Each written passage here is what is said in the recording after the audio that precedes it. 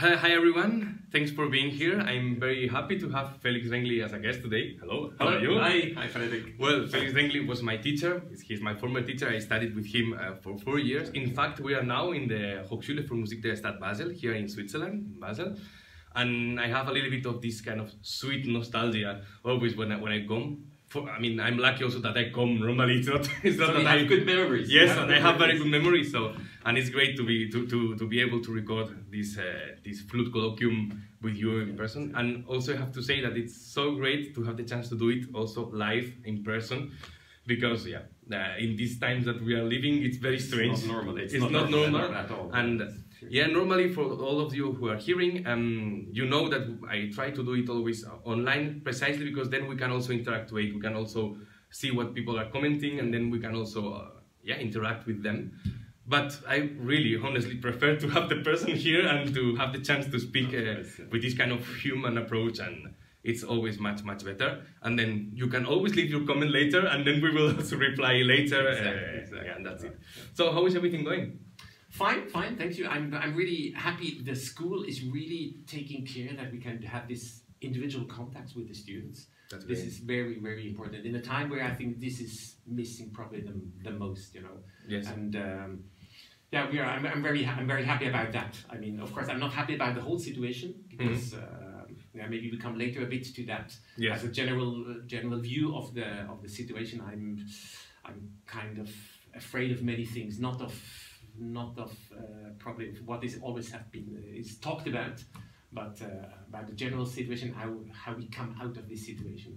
But first, to say just for the moment, I'm happy to have that, and I think my students are also very pleased that I can be here and they can be here. Most of the students can be here. Some can even travel from abroad because some students don't live here. And then they can come here. They can come. They can come and they can go back and they can stay. And now without the quarantine, it's really. So they have some kind of permissions, let's say, in order to do this. Yes, Okay, they have some certification of the school that that's they study here and that they're inscripted and they have to follow the courses. I mean, the general courses, like the theory courses, are all online. And but I'm happy the flute, because it's a real big difference.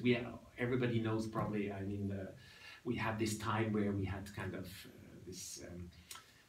Virtual kind of teaching. I did not do that, honestly. I did not do that. I just let my students send some recordings and then I gave some feedback, or we then talk by Skype or something like this. But I did maybe 3 or 4 Skype lessons, but sorry, this is just not, it has not, this has nothing to do. And I was in summer, even in July, I was giving a masterclass in Slovenia, and I could see how you can really resolve problems when you are here, when you can take the flute from somebody or just the type, and you can change his embouchure and say, let's try ones like this, and then things come out, and you could never do that online. Sorry, this is... Yes, we don't have hands online. No, you don't have hands. and even with the best transmission of the sound, you don't have. It's like that. I agree with you, and even that I'm doing that, I'm using it as a tool, I think, and I think as a tool it can be helpful, but of course it's I mean, for me it's the same like when we are discussing about live concerts or streaming concerts. Well, I'm not so sure if it should be called even a concert. Maybe I don't know, if I'm streaming, which is a different format and it has not this human contact point, which is for me the basic of social communication that a concert has. And in the concert it's very clear, but for me it's also very clear in a lesson. And maybe it seems strange because I'm giving a lot of online lessons. But I think it's just a tool. It's like something extra that the students can have in order to meet someone they would like to. But it just then you can have some feedback. But obviously, when I have the chance to work with some of those students in person, then it's another thing. It's a lesson, or it's like a feedback. Right? What I think. In fact, I do a lot of times. I even prefer to do that. They send me a recording, and then I can send them also recording with some very specific points. I think it's sometimes it's more efficient. It's more efficient. It's more efficient somehow. Yeah, and I think they learn. I've heard from some of the students. They really learned a lot by making a recording to decide when is a recording good enough to send it somewhere. You know, I just had an experience just yesterday. We just made a kind of streaming but not a live streaming. So it will be it has been recorded. And you can see, you make a first take, you take a second take, and think, yeah, but probably could be even better. And then you start to make that. And every student who sent a recording has to go through this process. And some of them told me after, maybe in June, when they came back in May already. So between March, April, May, they some of them made, or most of them made recordings and said, wow, some of them said, I learned really very much. How to concentrate also now, run through. Even if they often, and you know from the class, I mean, I'm kind of in a luxury situation. People come super prepared, and I almost never have to tell somebody, hey, look, you have to go home and practice. Yes, this is almost never. Almost never. Yeah, of course it happens. No, but really very joking. But when they make a recording, you still are very critical. You listen to yourself, say, no, but I cannot send that. There are 2 mistakes, or it's not really interesting what I'm doing, or so. And then I think they really. But I think this has nothing to do with Corona. This anyway, I was always, before already, I was proposing people, come make a video and make a recording, record your lesson, record your rehearsal with the pianist, and then make up your mind what you think about it. Yes, because then you can be also a spectator somehow, because normally when we play, a difficult thing for me is that we have our ears very close. And also it happens a lot, for the development of the sound and all of that, no? It's how we hear ourselves. It's way much different than how we hear that in the hall. And also how we hear that back in the hall, we have to learn a little bit the process in knowing how to imagine that, no? Because then we change things also technically, etc. Of course, that's it. And I think it's very interesting what you said about the recording process and all of that. And I think that precisely this is, I mean, this online tool tools that we have, I really think that those are complements. And for me, I'm very honest, I have said a lot of times, all these activities I'm doing since the first lockdown, in fact, they are very interesting for me, for myself. I mean, to keep motivated when it was not possible to play, to keep active, and to, if I have to record one video, I want to speak about how to focus this high notes in the high register, then I really have to do it, and I have to record it so many times, and then I have to even think what I'm going to say, and this is very pedagogic, I think, also for ourselves and for the students, obviously. But I think that this is something that has nothing to see, as you said, with Corona. No. This is why I have students, and this is why maybe that you are now listening. Of course, it's very interesting that we are doing lessons that way, but you all know that it's not the same that if we could have lessons in person. Because it's something that is good, because they have to prepare, they have to do the recording they are going to send me, and it's very interesting. And it has nothing to see with the Corona, because it's this kind of process that we are saying. So it's a complement, and it's good that now we have this possibility. I'm recording this, later people will see people from Canada, people from South America. That's true. That's very good. That's a good tool. So there are people that maybe now they are in Spain or even Colombia, for instance, some students. Then they can have some lessons, access to have lessons with me or with people that we are here in Europe. That's great, but of course later when I had the chance to do lessons, real lessons in life, it's like, okay, now I see that some, not problematic, but this detail I was saying with a warm sound comes from just this. And then you can really see that it's this, and these kind of things via Skype are almost impossible to say. I can just say feedbacks, very concrete feedback. Of course, of some, but that's will be sometimes play louder, or too fast, and some orchestral excerpts, or more warm, look more the phrasing like that, things like that. But it's like speaking when you cannot properly speak. Of course, of course, it can be interesting, but you are like your power is blocked to 25%. It's completely limited. I think you said two things. One thing, you learn a lot. I mean, that's what I often tell my students. Come and listen to lessons, because you know who learns the most. That's me. I'm doing that already for 35 years. I'm with professional students, and the guy who learned the most is myself. It's me, of course, because it's exactly what you get conscious about so many things, about technical things, but also about the music. Once you weren't in my class yet. I did that just. We had 10 people in the class, and we made a so-called Klassenstunde, so the class of the class. Everybody's here, sits here, and then everybody had to play first movement of Canfit by Manuel Bach, without comment, without any comment. So number one plays, until number 10 plays. And then number 1 has the chance to play once more, because number 1 could not listen to anybody before. Yeah? So after listening, 9 other people, you should have listened how number 1 played again. Completely different, but really completely different. Because meanwhile, it was a girl, she was listening to everybody. Her mind was completely shaping all the time, not only technically, but mainly musically things about the piece. And then afterwards I said, you see, I don't listen 9 times. Maybe 90 or 900 times. I've heard that piece already in all masterclass and all.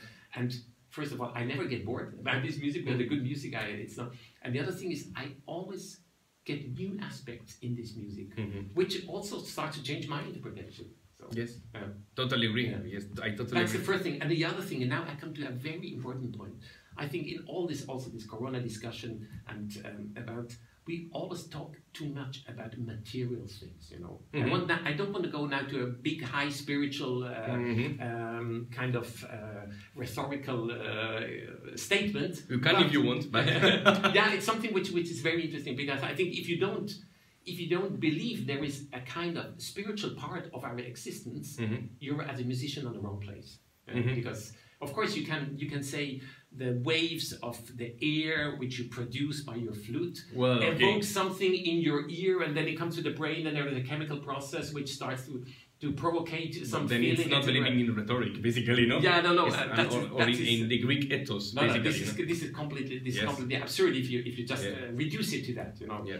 So there is a spiritual thing, and one, for example, or spiritual, a non-material thing. For example, if somebody plays in a room, there is a projection of this human being, a physical projection. I feel that if I stand here, or if I stand beside the student, I feel very strongly the difference. When I'm face to face with a little distance, then I feel that, I have rather the whole picture. And of course, maybe I'm focused on positions and on the projection and everything. If I stand beside, I often feel exactly, or much stronger, the physical kind of projection or the physical effort somebody's doing. Even inside, it's not that somebody makes this but this little thing, this little gesture of even the way you hear how somebody takes the breath. Yeah, totally. Or maybe you don't even hear it, you feel it. Yes. You feel it. You can already say, music, it's going to be that. It's going to be this. Yeah? So this is all, this online, you cannot get that. You cannot you have to have a lot of cameras, and no, it's impossible. And even with the camera. No, I know it's. Yeah, I agree with the cameras. Maybe I don't have this experience. Maybe in 10 years, or maybe already in 5 years. With virtual reality. It will be so sophisticated, but then. But even it will be virtual still.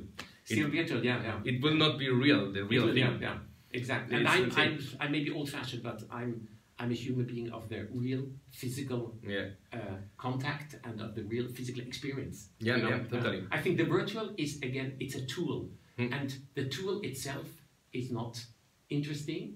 It's the tool for something. Yes, of course. The flute itself is not interesting. It's the music, it's interesting. If it's good, yes, and if it's not good, we maybe take a little more care of the tool, because the goal is not so interesting. But if the goal, what we want to express, what we want to tell somebody, or what we want to take out of a fantastic composition, which part, because you can never take out everything. So, but the instrument stays a tool. Yes. The computer stays a tool. The phone stays a tool. Stays a tool. Yes, of course. But we are in a time where these tools have come to a position in our existence which is dominating completely, even starting to dominate our fantasy.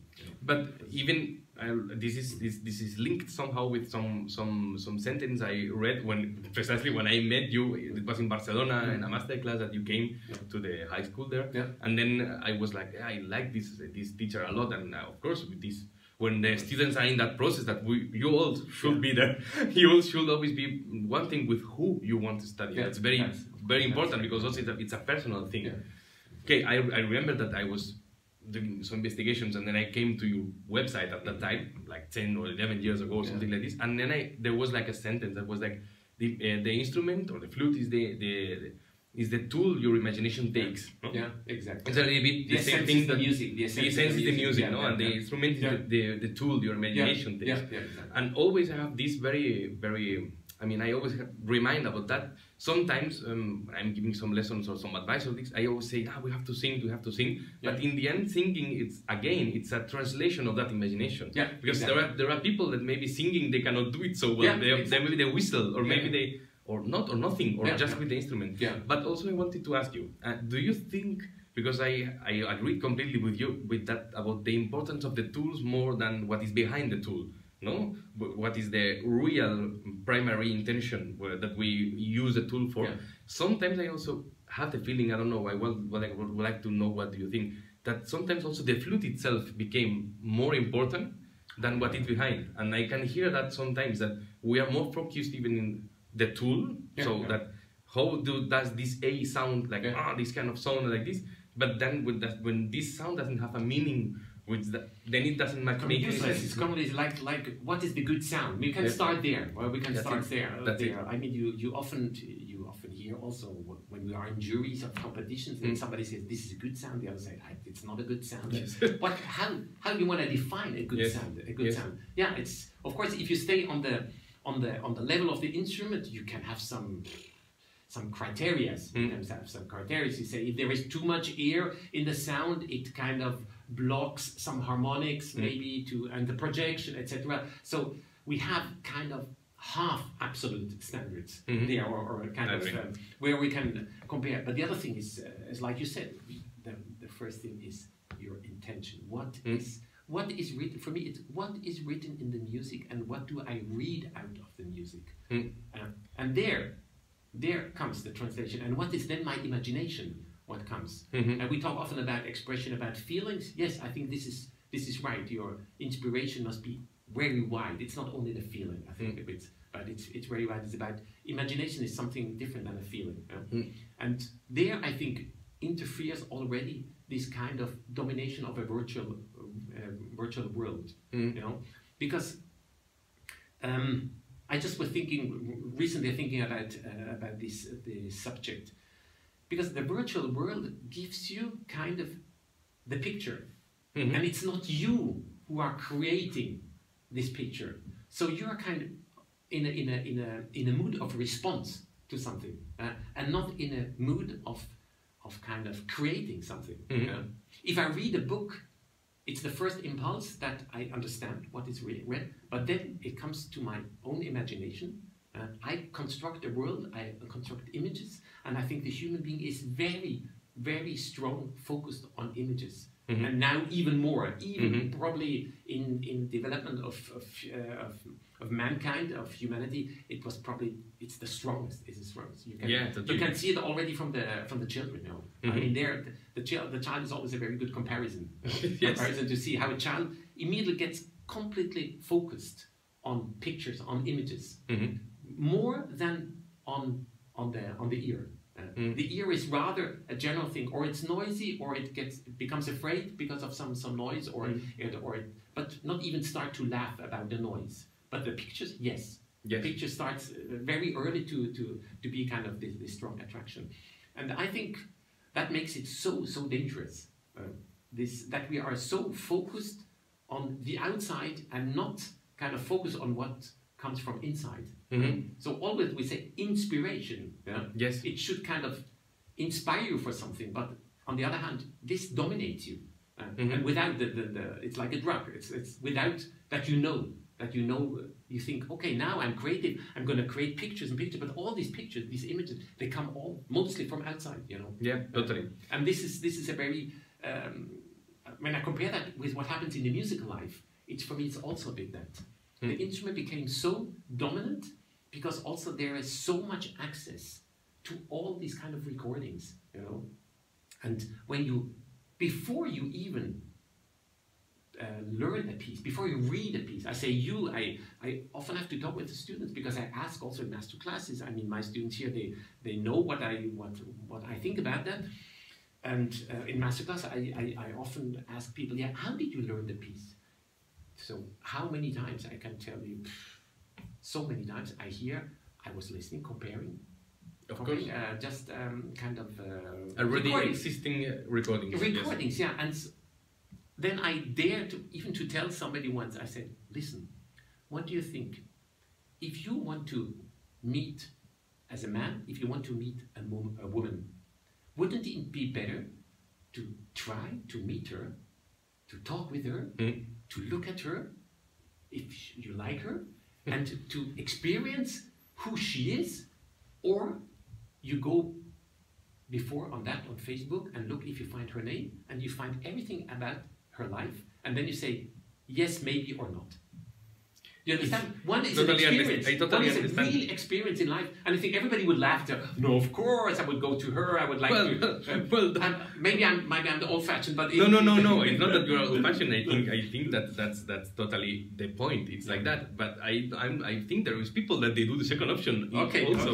But really, I think nobody what you are saying is very accurate, and I think it can happen also in these topics. Really, but I just wanted to compare that something in everyday life. I like that also because we sometimes, as musicians, we are in a kind of closed world. That's it. Yeah. What I think, basically, what you were saying, also something that I was thinking all the time is like, images also normally they have frames, and also what happens is that we have frames, and this is something it's something I really feel.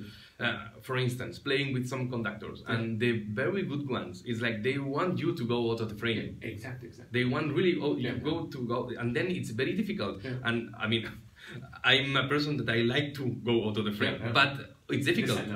No, I know, but it's difficult. But it's difficult. It is. I mean, a lot of times I don't want to also because it's uncomfortable to go out. It is, and I don't do all the time. Yeah, but that's our job as an artist also. That's it. You know? And then I remember very good conductors. Gabor is one of those, but there are a lot of others that the good ones, they always want you to get out of the frame. Exactly. And then sometimes you are uncomfortable, but then it's way much better because it's the same thing. If you want to meet a person, you are going to be sometimes uncomfortable or nervous.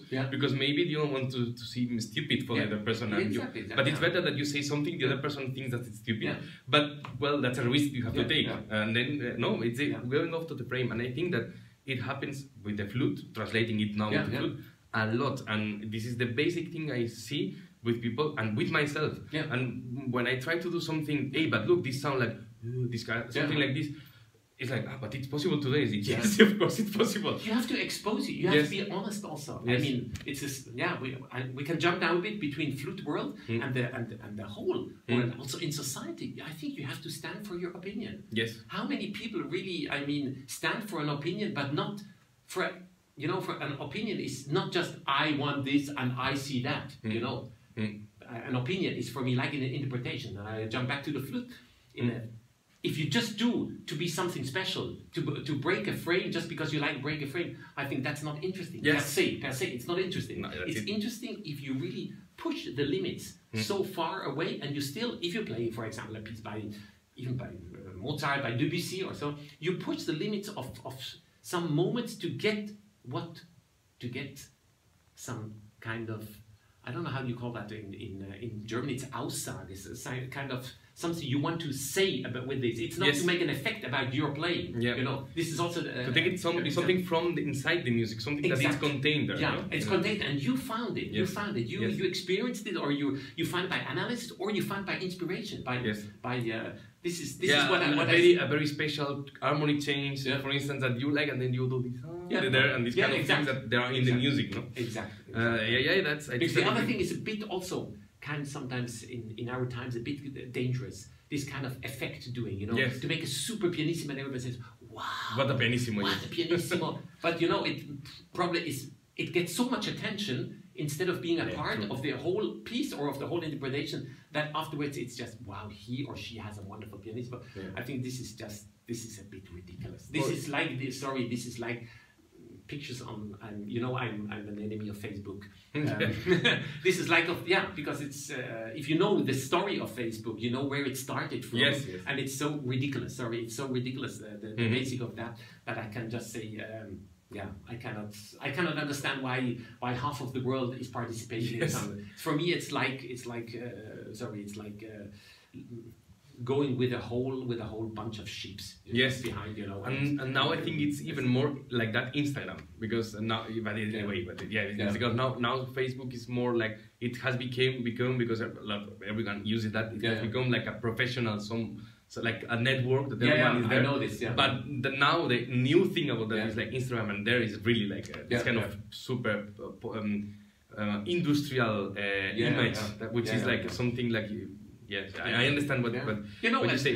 You just have to be aware of who is leading that and who is manipulating all these people who are on Facebook. Sorry, this is just if you start to analyze a little bit, you just have, of course you can use it, you can, it's like I also have a mobile phone, but I know also, I see, if you don't, for example, if you don't accept some conditions, you just cannot get this thing started again.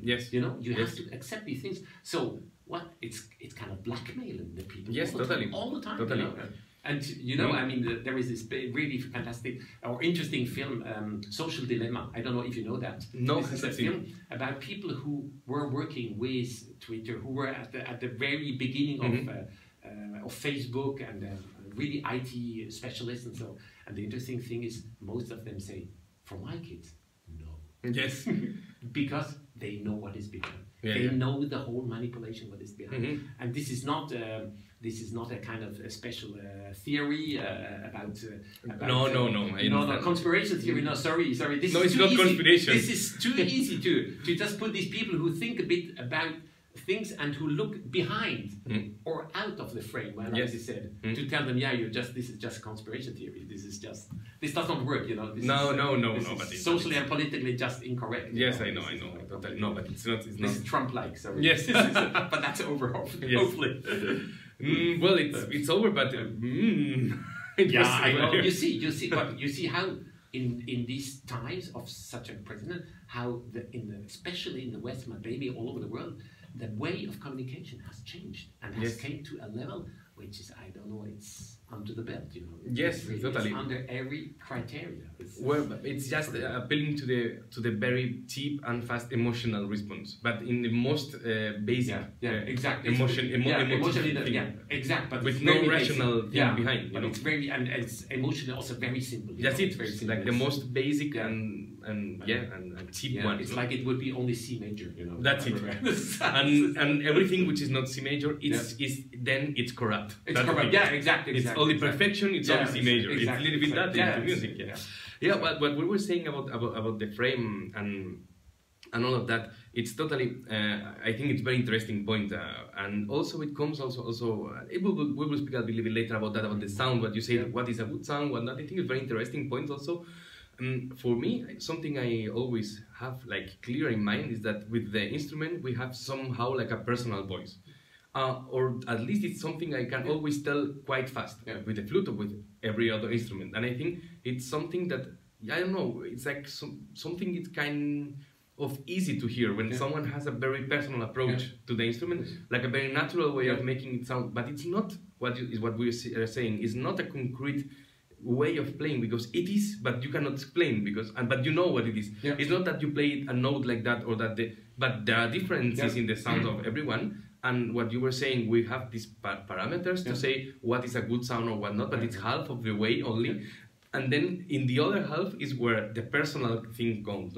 And then what I have to say a little bit is that I think that all the students that have studied with you, of course I include myself, is like when I came to study with you, it happened to me that I think I already had the voice, and it was and then a certain way of playing. Yes, and then what I think is that, and it happens, is like, of course, the frame that you have, so the opinion you have, so the inspiration also you have is changing. So of course I don't play at all the same way when I came here to study with you than 2 years later, or now. It changed a lot. Also with the quintet, I changed a lot of things of conceptions, and lately with other projects and this. And I think that basically it's a little bit this thought that the voice or the personal voice that we have also changes because the words we use to speak also change. And hopefully, but I think it's like that. I think that and something relating it with what we were saying before about the world and all the situation of the world. I think that the problem now, I honestly think, maybe we're getting too serious, but I think that people now they are lacking the capacity of being reflective. Of reflection, because maybe you arrive to a conclusion that maybe it changes the next year. It can happen. Maybe you say, okay, well, I thought something 4 years ago, and now I think completely different. Yeah. But it's because there was a process there, and that process was honest. 4 years before, and it was for me it was valid there. But now it's not valid because I have totally different perspective in my life with many different. Exactly. But where does it come from? Where does it come from? You said I think. Thinking is an autonomous action in a way, you know, which is of course open. It's linked to two ways. You think projecting something, and you think taking other thoughts or ideas to yourself and starting to kind of work about that, and that's what we call thinking also. Yes. You know, but if you're constantly kind of attached to some iPhone, some iPad, some information, which is constantly, not only daily, but during the whole day. You know how many hours people are attached to all these gadgets, you know? Then your thinking is not an autonomous thing anymore. It comes from, it's always kind of powered from outside. It's always kind of influenced from outside. We're anyway influenced. But just imagine, when you want to think, normally you close your eyes, or you can think in the night, in the bed maybe, or in the morning. It's dark, and you start to wake up, and then I often had really good moments there. Sometimes I even have to project the whole day already, because when am I going to cook, when I'm etc. Maybe very practical things, and sometimes it also happens. Sometimes comes my idea. I'm going to give this piece to this student. This comes out, or anything. That's the moment for, but. It must be kind of like a closed, not influenced from outside moment where you start to create these own things, you know. And that would be, it's like in the music, it would be the world where you don't have to be locked in, but you have to be really with your instrument, with the music here, and then you take all inspiration what you can get from outside, you take in this work inside, and you start to produce your own thing. Yes, and that's why often this own voice is not heard anymore. Yes, and in fact, only this would be interesting. I always say also to people when we work with students, I say, if you want to be heard, you have to be able to say something. Otherwise, it's not interesting. You come on stage and say, ladies and gentlemen, I have nothing to say. I just play the flute. Then I say, what? No, but you can say that very perfectly. I have nothing to say. That's not. Yes, okay. But nobody. I mean, that's a little bit the same example. But I'm sure. Yeah, unfortunately, this became. If you have a nice clothes on and a nice face. Sorry, then. Probably people come and say it was really cute tonight. It was really cute. Very cute way to say I have nothing to say. I have nothing to say. Exactly. But I think that's not my thing. And on the other hand, I have maybe if we relate to the flute, I think for me the ideal is that everybody's inner voice comes through his instrument, through his flute. And when I talk about inner voice, it's maybe the spiritual side, which I said, his thoughts, but also the resonance of his body. I totally agree. When we talk about technique, that's why I also never try to push people to play in a certain manner, but to try to get them to play with their body. And then it's like a singer. Everybody will sound kind of different, having almost the same technique, because I can only teach a technique which I think I know myself, or which I am convinced that I would say. I totally agree with you on that. I can say that it was the case when we started. No, but the thing is that I think it's the way it's efficient also, because I think it's like that. When I'm also now working with more younger students, I can always feel that I can only say things that come on top of things they can already do. Basically, it's that. And if I don't do that, it's very difficult, because then I have to teach something that they don't know how to do. And even to learn something that you don't know how to do, you have to have a starting point that it's your body, something you can do effortless. And I remember specifically when I had to learn this kind of more DBC sound, more like ooh sound. I was not doing. I was playing always like this kind of French approach, which is nice, but not for everything. And then I had to learn that And when I learned, it was I have to do the same contact point. So let's say the same thing I do, but with this kind of other approach. So I have to simply change my voice. So it's not I do another voice. It's not I do another voice. No, it's not this. of course. It's not, I do my voice, but different. And it's yes, it's easier. And it's something that we should learn. But I think it's super good approach for that, because we have to play with ourselves, not with others. Exactly. And the first thing here is your ear. If you don't, if you don't hear it, you cannot produce it. No, it's impossible. But you know, probably if you can remember, I often said, the body is not stupid. The head. If somebody's stupid, it's the head. It's stupid. So if you give a very clear signal from your ear, it must sound like this. And there, the inspiration comes to listen to other instruments, singers, and oboe and cello and whatever you want.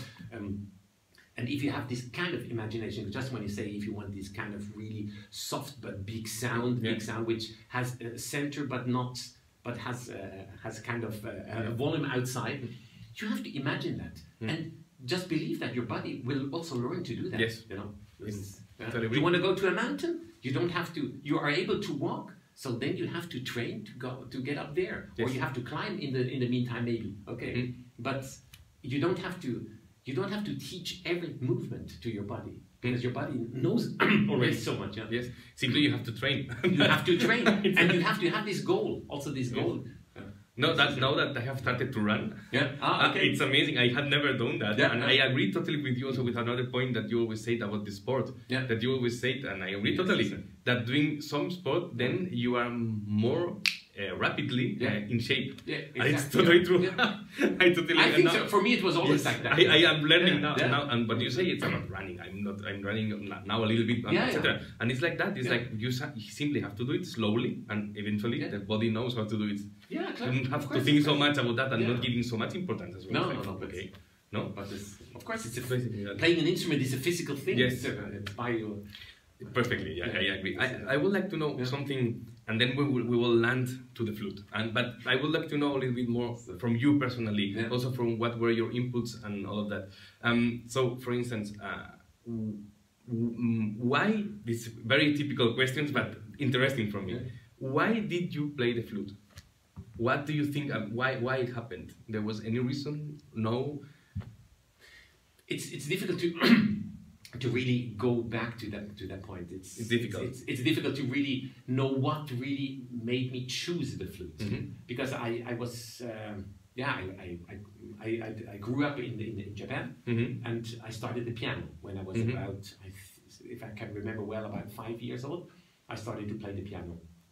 So I was the only one playing an instrument in my family. We were 5 kids, and I was the only one. But my parents, apparently, I don't know, I was singing a lot, and my parents said, yeah, if you want, and they gave me the chance. So they bought a piano even for me, and I had a very nice piano teacher, and so that was the start. And we came here, and at that time, you cannot imagine that, but the inscription here at the academy, I mean, at the music school of the academy, we made the inscription and said, yes, okay, you're on the list, 5 years waiting until you get... Really? Yeah, 5 years waiting, yeah. Wow, okay. To get a place, to have a teacher here in music school.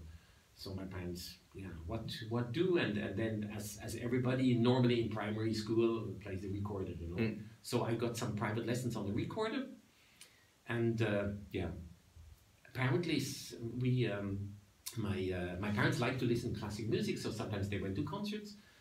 Or quite regularly they went to concert, and one day they invited me to concert near the place where we were living, and here around Basel, and there was Nicolette was playing. Yeah, and I still can remember this concert. But that's why I'm asking, you know, because I can always still everyone remember has a story. This man, he was playing Bach sonatas, and he was there, and this it just impressed me somehow. But I cannot say that it was.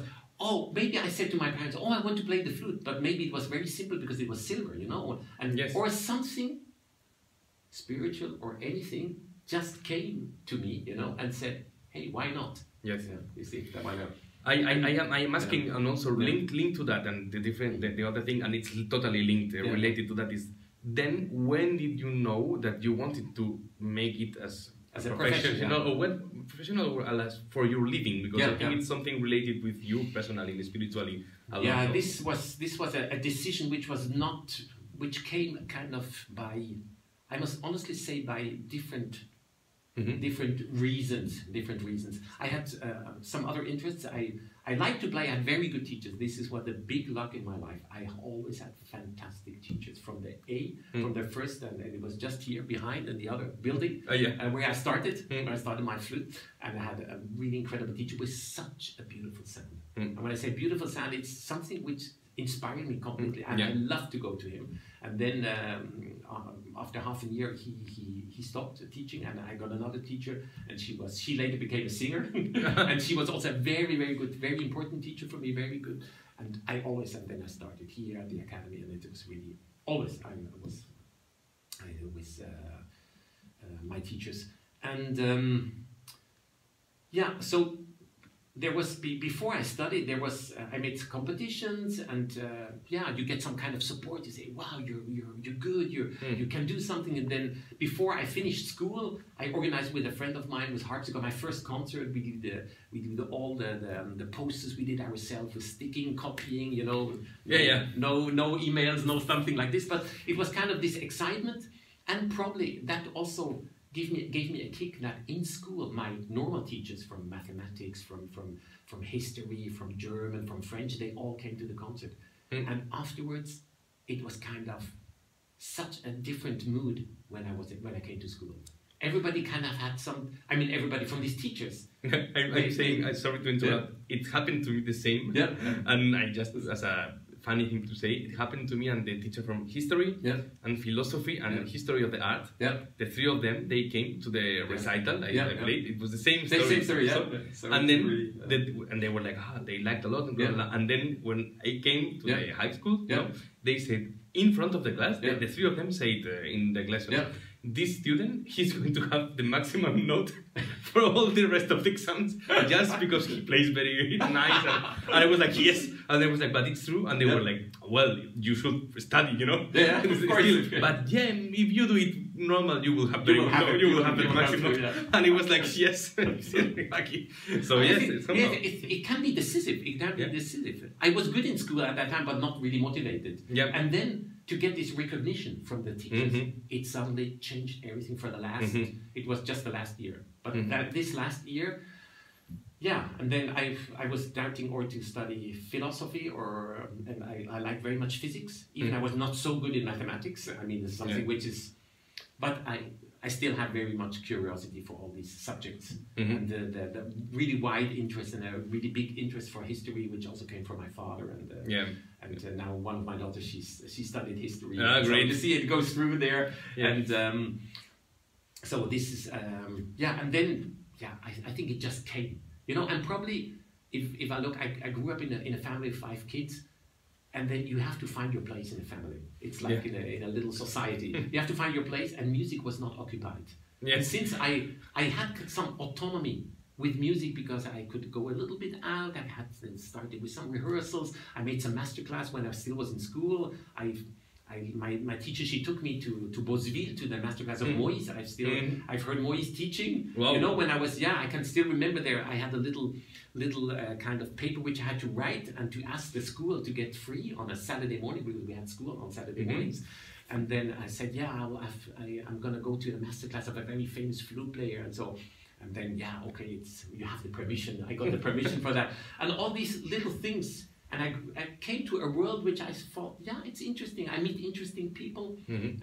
I went to when I was 16. I went to a masterclass alone to England, and from William Bennett and Trevor White. And I can remember just being there and hearing this flute players which play fine, and we had a good time. I think everything, the social surrounding was interesting. I totally agree with you also in that point. And for me, it was the social surrounding that it's involving the music is what made me have very clear in my mind that I wanted to do this. And then all the projects I have done, I am also very analytic to see why I do things. And then it's like, it's always has something to see. There is nothing, I don't know, I'm not so interested in doing things alone. I don't know how to say. Yes, I can do now. I'm doing videos, but always I can. You have somebody with you. No, but it's not. If I do something alone, it's for the people. It's not that I do it like for the people. It's not this. It's not this. It's this social thing. I really need this social thing of music, and for me, it was the feeling. a lot. It's not one. It's a compilation of. But once it was playing with this youth orchestra in Catalonia, for instance, in my case, I realized like, hey, I'm with people that they are like me, and I can be friends with them. But and you have the same passion. With the same passion, and I can speak about this diminished chord in that, and they understand what I mean, no? And it's like, oh, nice. And also, yes, and they can be my friends also, we can drink something later. So it's, we are young people, and we are normal people, you know, but we can speak about everything in life, but also this, which for me is very important. And I'm not saying that then you can only speak with musicians, it's not that, of course, obviously. But for me, this was something quite important. I think for me, if I look a bit back and look where I came into, I must say this has unfortunately changed a bit. Because, the study time, then later the youth orchestra, and everything, it goes, you grow with the music, of course, and partly you find also people who have other interests. Later, I must say, I started to avoid a bit the kind of a musical surrounding, not because I don't like to talk about music, but it rather became when I went to festivals sometimes that people started to just tell me where they played, where they were engaged, in which orchestra, with which conductor, and this started to really annoy me. And I'm looking for people, and maybe I know I have probably this kind of, he's a serious guy because I like to talk about serious things. You know, I like to have fun. But I like to talk about serious things, but not about stupid things or about blah blah. I know. This is not something which doesn't interest me at all. And so I was looking, and I often, when I go to some new place, I look for some people. And it's not that it should not be funny or so. That's one part. But the thing is to find people with different interests, or to find different people with opinions, and also who break frames, you know, who make you thinking. Also after a whole, I can remember discussions with friends when I was a student. Then it broke so many pictures of me when somebody told me things about. Did you think about that? Did you think about it? I said, oh no, I never thought. And then it starts. You see, autonomous. It starts inside, and this starts to change you. It starts to change your mind, your inspiration. Everything starts, and then if we come back to the flute, it starts to change your way of playing also. Not because somebody told you, you know, A sharp, you must play like this, you know. I mean, it's not that. No. I totally agree with what you say, and yes. Also, I think that what you say that it's serious or funny. Only thing I can say also is that for me, really funny things are serious. Yeah, probably. Yeah, because it's center. The intelligence is there. I mean, it's it's like when it's not stupidity, because then it's stupidity, and stupidity can also be funny sometimes, of course. But you must be drunk enough to laugh about things. But if not, if you're laughing about something and you are doing, for me, this satire, no? This for me, it's very it's you have to be. People have to be very intelligent to share this and to speak what they don't want to speak, and pretending being another. That's something I really like. I do a lot of times. I always pretend to be someone I'm not with this. Of course, it's not you, but you are pretending, and it's this kind of things. And I totally agree with what you say. Of course, I think that what you said about the musical socializing also, it becomes like a professional deformation. Also, I mean, when you are professional, then you see all the super professional part of that, and of course, then the people comes to say, I play here and I play there and play there, and that's not interesting. But this is also what we are saying now in this talk. I don't want to, I mean, I think that we all know if we can go to search your curriculum. And but we can. I mean, we can do it because it's. But I think we can do it. But it's not the important thing. Is what is behind. I think because of course, and I don't know if I explain myself.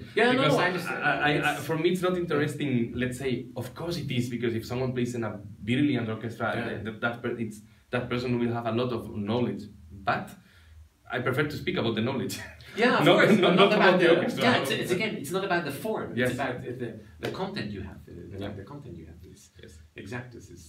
This is what I wanted to know a little bit also, why you were a musician and this. And then, just to finish this part, and then we were translating into the flute and speaking about it more concretely, I would like to know about music.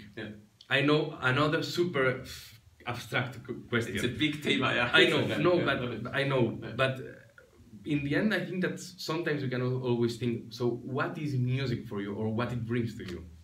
Because music is probably, if I take it to a really very personal view, is like a world for me where I feel I can get completely free. This is maybe also the reason. Sometimes this is a very personal thing, but I'm not afraid to talk about that. I think I have chosen also the music because I had a good family time, but again, I say you're in a big family, you have to find you have to find your place. And I think I found a place where I could just live my life and express myself and have also the social contacts, everything connected with music. And when this comes until now, when I play a concert, I prefer it to the rehearsals, because in the rehearsals somebody might stop and tell you, hey, can we do that once more? And this is not, I don't like that so much, you know. That's why I don't like to play in the orchestra also. Because there is somebody which, in a moment where you maybe create just something, where again your inspiration is just about with others, you feel now we're gonna really have this kind of phrase and this expression, and somebody says, stop please, can the second oboe please be a less loud or so? Yeah, okay, maybe it's important, I know, but you cut some musicians which are just creating something incredibly, maybe, or at least they think that it's incredible, and I think already that's something very important. And music has been that, and if I listen music where I feel that the people who play are really honest with what they're doing and not wanting to pretend something, so really honest with what, and I think more and more the elder you get, you have your preferences of some people, or you feel that stronger, maybe. This creates for me a world where I'm so happy to have that. And I think sometimes you can lock me down, but if I still have my piano or my flute or some music to listen, I think it's a big gift in my life that I can be so strongly touched by music, and it can give me a big dimension. Maybe if I talk very simple about it, it's like a drug which is really creating a world, but it takes you outside of the normal world, but it also embraces the daily world, you know. Yes, the Dionysiac little bit conception, which is a little bit this Dionysiac, which is totally linked with the Apolliniac, which is what Nietzsche said, no? But it's yin. It can also go to the end, since I have a lot of affinity to Eastern philosophy, because I grew up in an Eastern country, and something stayed. Even I went to an international school, but something stayed strongly linked to that. It's yin yang also. You know. So, totally. And we have different. I think we often also in the West and East we maybe talk or think or feel about the same thing on different ways, but it's and when you go to the essence, it's very similar. It's really similar there. But it comes from very different ways. Yeah, like the time conception, no? This kind of thing. But very interesting. Yeah. So thanks. It was very interesting answers. You know, I know it's very difficult, a very vague question. I'm totally aware of that. But the way of answering also it shows where is the the light. Of course, You know, we can do like this, like the policeman who is like okay, it's great. For me, music, if I have to be very simple, for me it's like it's a communication tool, and I cannot communicate. It's something I really need to communicate. And with music, I agree with you in a lot of ways, of course, but basically in the point that it's a way of communicating in using a tool that are no words. And then for me, it's quite good because I can express different things, or more nasty, or more that maybe not nasty, that maybe even I don't know what they are. Or I know, but I can't say with words, maybe because it's like music is also manipulating. Yes, it's also completely manipulating, if you want. I mean, this is if you are very honest as a musician, what we in a way try also to do is to get your public into your world of music and to manipulate it. Yes, it's like that. In a way. And if I had to say that in words, it would be very weird. Of course, very weird. Yeah, that's true. That's a little bit what I wanted to say. But I have an affinity to words. I have an affinity to in a sense of that's why I like teaching also, because we have the two things. You can just play sometimes as a teacher, you listen of course, and you reflect that, but then sometimes by words and by talking about things you can also get really people to some point, or especially to reflect. That's it. To reflect things. That's very important. The reflection. The reflection, and to get to think about things. So many times it's like in the dialogues of Platon about from Socrates. It's the question is important. Yes, the question, that's the right question to find the right question. Answers are many, or the answers, no solutions. Or the answers are very like, okay, you answered that, so implicit is in the question. It's totally. Sometimes the answer may be wrong, but then by you just realizing that the teacher wanted you to answer wrong that question, then you learn that it's wrong. Exactly. No, I think this is very the method. This method. Yeah, exactly. Yeah, it's very interesting. The communication thing I was saying also was about that. That's why also I'm very motivated when I can work with someone like that, because it's I can put into words something that sometimes in other terms or in other let's say moments in my life I cannot do. You cannot do, We cannot do but it's so also, deep. That's also a kind of space of liberty. Yes. That you can speak about things that people will say that they are not constructive or relevant or productive. That's the word nowadays. No, this is very different. This is very dangerous world. but this is what happens. So in nowadays, I think a little bit with this situation. They say music is not producing something. But it's because it's built of things that are not. But this is a very simple view of life, Yes. That you have to produce, because at the end you will go from this world and then you produce nothing. You produce nothing. Anyway, you leave everything behind you. Well, that's a materialistic point of view that we were saying before. Exactly. About many things. When we talk about this kind of health situation, it's always the material side, and the spiritual side normally is not really touched, because or it sounds not serious, or we say everybody can say what they want, but it's a part of our existence, and it's what we were saying is like what is the music, what is the purpose of music? Well, I'm not sure if music has a purpose in that materialistic point of view. No, it doesn't. Maybe it doesn't. No, it doesn't. That's why maybe we can cut it off and maybe nothing happens. But I'm not so sure if that's something to be healthy for the societies. If society doesn't have this catharsis that maybe we need, or no? But I think music is just here. Yes. And it always has been here. Yes. And it will be here. And you cannot cut it. You cannot cut it. Of course, you cannot cut it. In any kind, it will be here. Yes, I agree. And this discussion about which kind of music, and of course, sometimes I also say try to play good music, but that's my point of view. What is good? And I have certain criteria for that, But this is again a very personal thing. No, but I totally agree about this material point of view that nowadays I think that's the dangerous side. Because it attacks a lot the cultural world. Of course. Precisely because of this conception.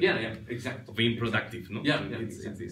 So I think maybe we can go now more into the flute, but there are the other flutes, we can see them. I think that, that's recording perfectly. I'm searching. Hello, I think all of you are there. Well, still there. In another time, in a time paradox will be. So the comments, I promise, if you comment, I will answer then the things, or if you have any important thing, if you have any question for Felix, so that's not live, obviously, but if you have any question for him, you can ask, and then I will ask you, hey, this person had this very interesting question, and of course, that's a contact community. I also to create a space that people can interact and can they ask things, etc. So, okay, we land a little bit now in the flute world, but I think we have spoken about a lot of things already related, for sure. I think that the first starting point is about the sound, because the instrument sounds, and because from the still, from the silence, then there is no music, or maybe there is music because John Cage, whatever, no, but anyway, jokes apart, or not jokes apart, but so we make a sound with the instrument, no? So, what is your conception about sound? Because before we were talking a little bit, there was no good or no wrong sound, etc. Let's speak about that a little bit. So what do you think, when you take the instrument and you play, what are the feelings you are searching for? For me, it was not like that before, I must say. It became a thing which after really, especially after not years of playing, but years of teaching, it became a thing which is for me very clear. We're playing a wind instrument, and the instrument is carrying everything, or has to carry everything, what I'm kind of setting up in my body as a sound before. So I have my imagination, and physically I'm really trying to kind of construct my sound before I blow already. That's very interesting. That means that I take the air, and when I start blowing, the air is under that pressure which I need. And there's, for example, for me always a very important thing which many times, and I'm sure I'm not the only teaching that or so, but many times when people come, I hear they play fine, but mostly they think the instrument needs to be to have air with a lot of pressure. Yeah. And I say, yes, in a way, physically you can say there is pressure, yeah, but how do you produce this pressure? Yes. Yeah? And there I go to the natural. I go back mostly to the nature of your body, and I say, for me it's like a string instrument. You have a down bow and you have an up bow, and that's my basic thema. Yes. And in a breath there is a down bow phase and there is an up bow phase. Yes, totally. And so that defines in kind of what this is the basic of for me for the sound production. I agree completely. That you when you want to play kind of and it refers to singing. It refers to singing. This is the maybe in parenthesis a very strange or funny thing. When I was a student, I had a friend here. We were studying here at school, and he had a little choir with other students, and he said, "Felix, come to our choir." And I said, "Singing? Oh no, please not. I don't like singing. Don't come to our." And they said, "No, you have a good voice." And I said, "Oh no, singing." And I pushed singing far back.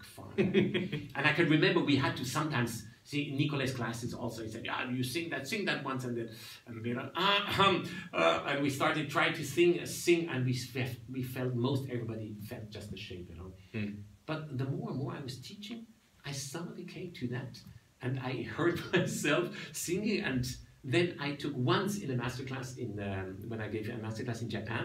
There was also a singer, an Italian tenor. I forgot, unfortunately, his name. And he was a fantastic teacher. And I said, "Hey, by the way, do you have half an hour for me?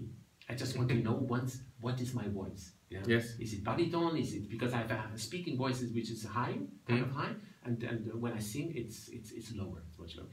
And then I said, "Oh, okay, come." And he sat at the piano. He made some exercises. I'm saying, and then we had that, and that was the only thing.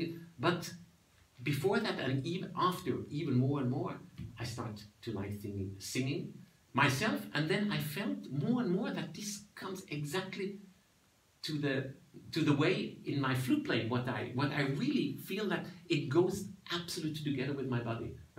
And this is also what I'm teaching. And coming back to the sound, that's for me this. When I take a lot of air, the air comes out with pressure naturally. Yeah. I don't have to start already pressing that out, and that's for me maybe one of the crucial things. And when I take a breath in, that's a technical thing now. When I take a breath in, I don't have to suck the air up. So you have to open your body, and this is anatomy. This is anatomy.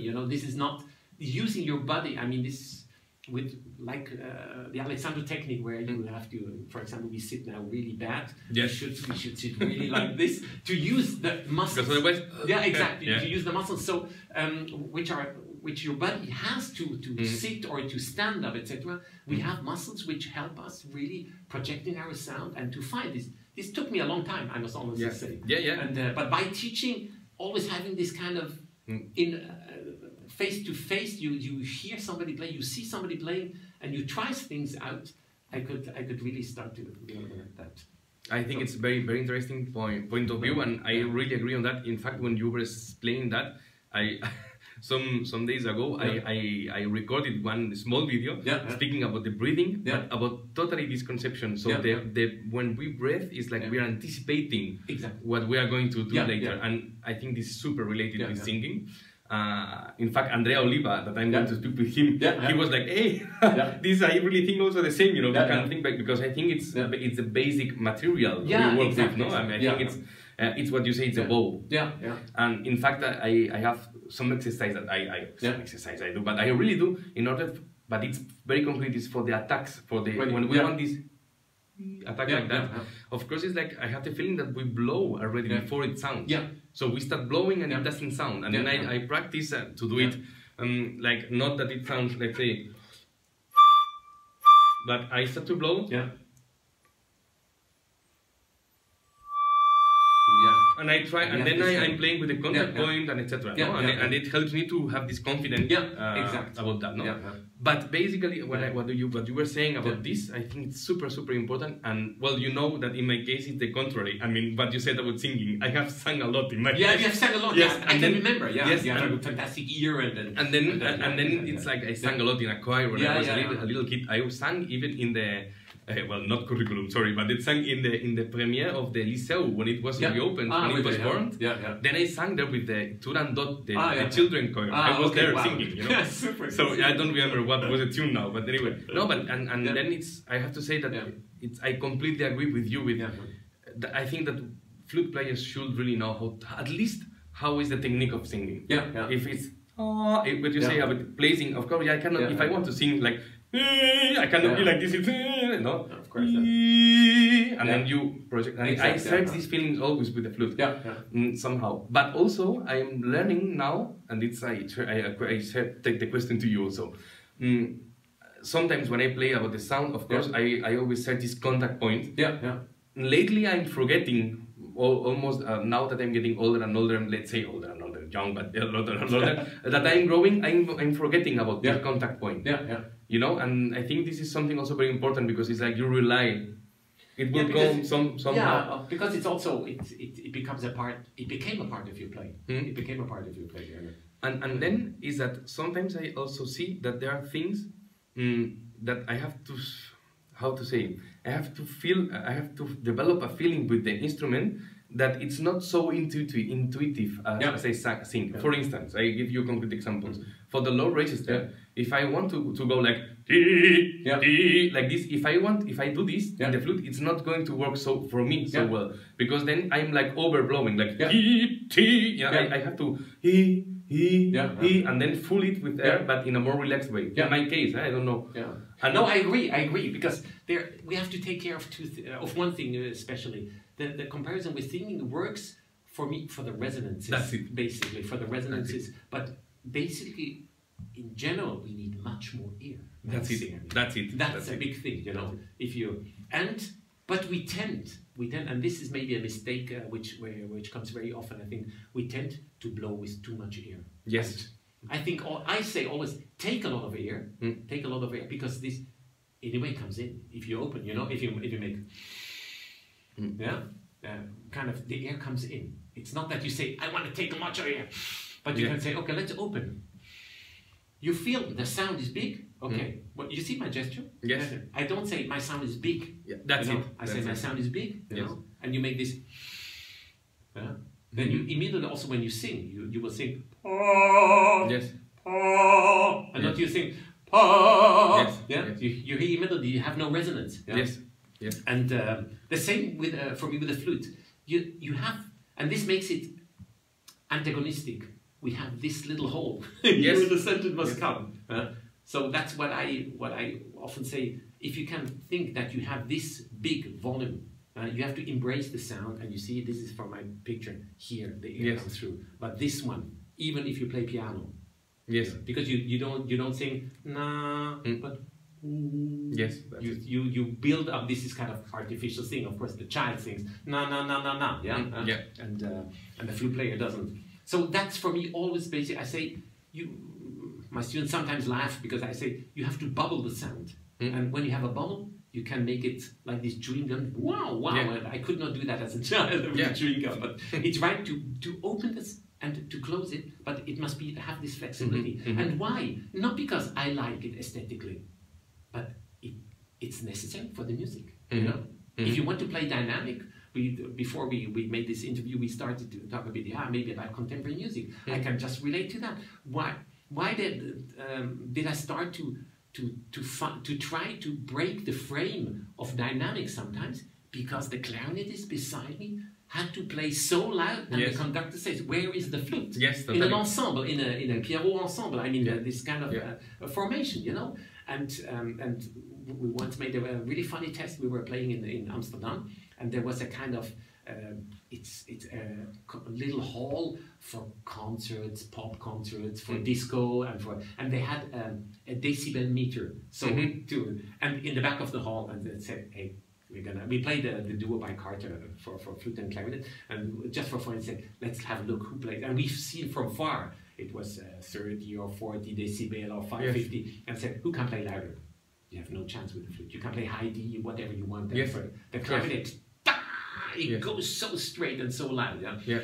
And of course, per se, this is not a quality, but you need afterwards to have also when a composer asks, this must be really strong and really, and then sometimes, you see the gesture is that, but sometimes I do, it must be really strong, really strong. You have to lean back to get this kind of volume and projection, and this is has been a process of elaborating and of experience, and there the contemporary music helps you really, if you like it or not. We played many pieces I hated really, but we played also some fantastic pieces, but you break a frame, you open, and afterwards, and it's often was often like that in the pauses sometimes of rehearsals, or at the end of the rehearsals, we had this kind of ensemble in Geneva where I played, so I had to stay there for 2-3 days, you know, and then after rehearsal everybody goes home, and I'm still in the hall, or I go to the flat I had at that time there, and and you say, okay, what do you go? You start to play Deviens Concerto, Mozart Concerto, something which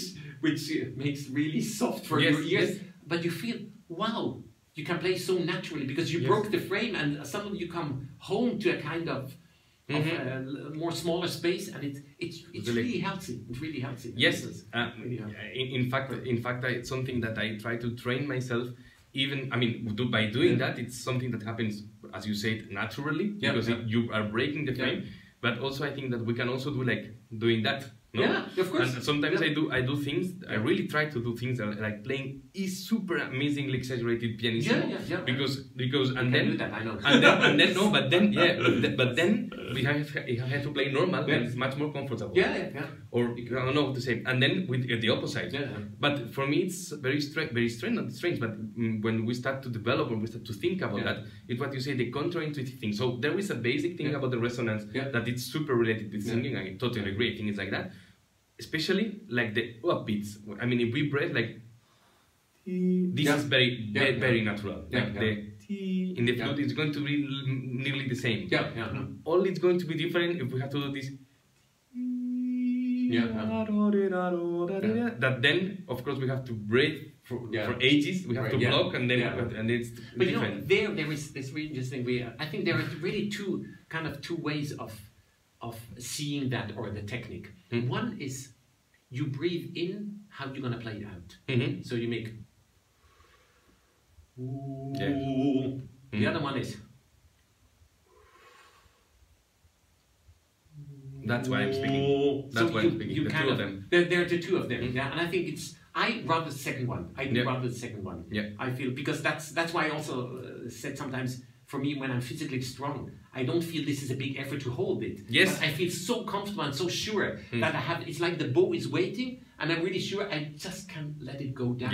You know, instead of trying to say, I'm gonna pull it, or I'm making that, and hopefully I had the right up bow before I go down bow. You understand? Totally. But there are different situations, and there are maybe also two different characters of persons who play, or two different. Afterwards, we can say techniques also sometimes. But it's what we are saying. We're discussing now a little bit about this. Also, the counterintuitive things for some pianissimi, it's the opposite. It's like I have to make a lot of effort, like being very, and then it comes like this. But you are like totally like doing a lot of effort, and for it's like then I learned, and I was trying a lot with that. But it comes always easier when it's like much more relaxed, simply letting it sound somehow, no? But this is basically physically also like this, because you don't need to. I can try to show that you don't need to go.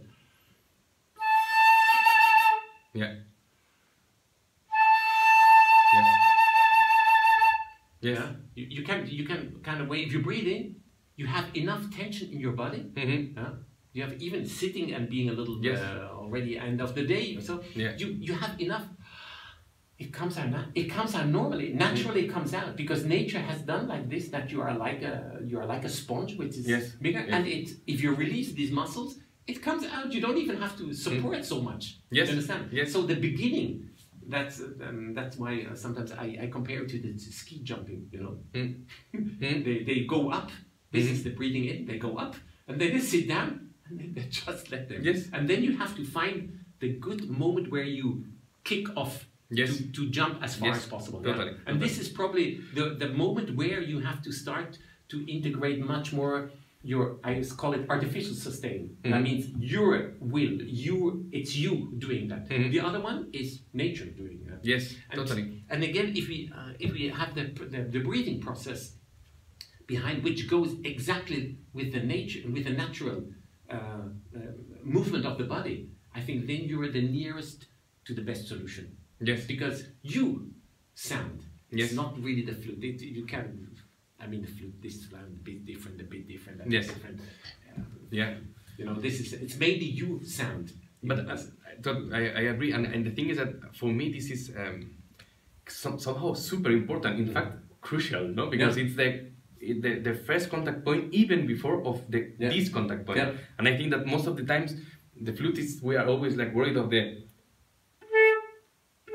of this more than exactly on the second thing. And I think that's the most.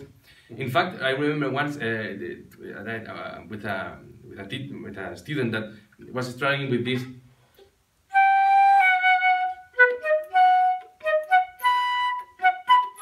She was doing like that, and she was trying to have the, which is not so clean, but I think we can do it without tongue. But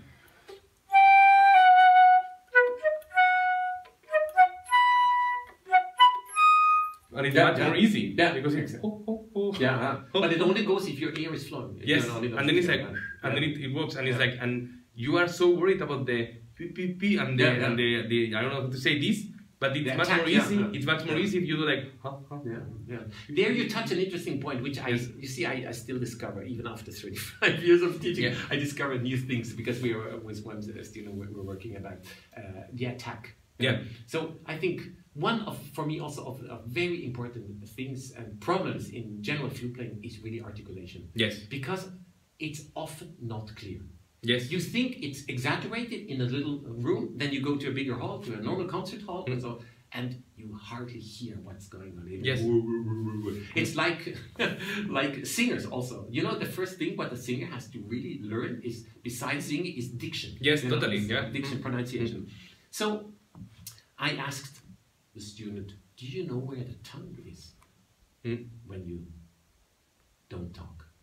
When you're watching a movie, for example. You know where the tongue is? I'm not so sure. No. It's on there is a relaxing point of the tongue, you know, and that's behind the teeth, on the palate, and in the end of the palate, just below. Up there. That's the relaxing point. So I think it's physically very good if you can be near that for your attack. This is, of course, the palate and everything is kind of, and your mother tongue is decisive where that is also, or where this has been shaped during all the years where you learned speaking. And then I said, let's try once just to do this, to put your tongue there, put it there, and it kind of, if you don't talk, it's there and it kind of blocks. Of course, not blocking in the sense of, but it's just there, and because you don't breathe. You breathe through your nose normally when you.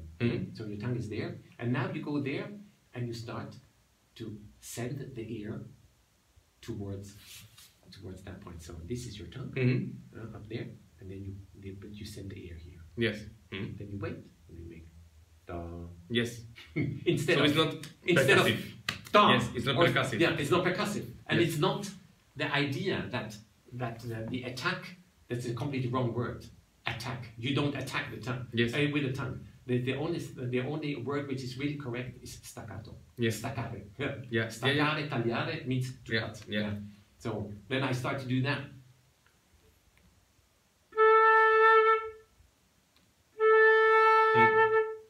Because you have to be. Yeah. So that would be the pendant to what you said. Yes. You try first without the tongue, and there the air must be ready. Yes. Yes. And you follow. The embouchure is not producing the sound. The embouchure is only following the air and to focus it. So these are the 2 points from which are really important. And afterwards, it's like the good staccato is like the electricity. You know, you have electricity going, and then you cut it, and you have a blinking light. Yeah, that's it. And in fact, I'm always thinking about this, especially for when you were saying, I was thinking, the relaxing point. I was thinking in my mind, yes, and it's like, yes, I think that basically that's what I'm trying to do when I do the double tongue. And what I develop to do, and when it sounds clear, it sounds much more clear when it's like that, and then I'm just in the middle. You have to dance on the like this kind of.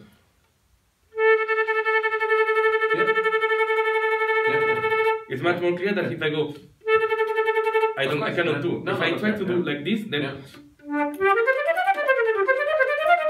it's very difficult. It's much, but the thing is that for me, it's like if I'm not articulating, it's kind of contra-intuitive. Because it sounds like more legato, but it's not. It's more clear because it's the placement of the sound. I think it's more. It doesn't sound more legato, but you play more legato. That's it. But it sounds taka taka taka taka. No, it doesn't sound taka taka taka.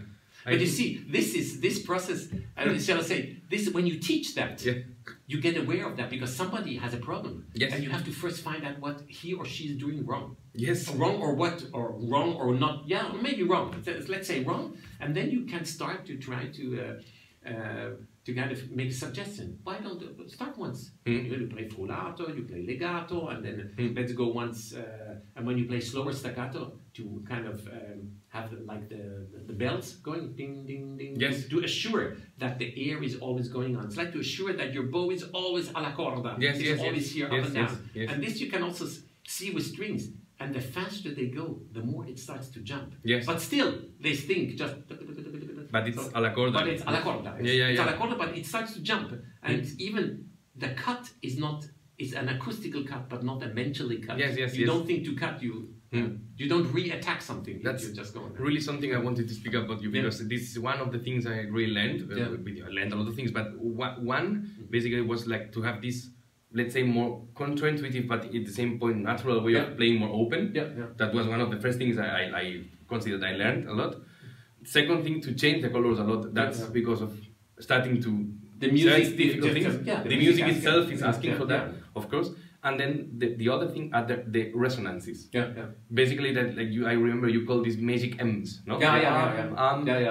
In fact, it's the same. In the staccato, you're saying like these bells, this pam pam, and this I think it's something quite difficult, and I really have to say that I always insist on that. I cannot, and to myself a lot. I cannot. I don't know how to say. I cannot play a melody if it's.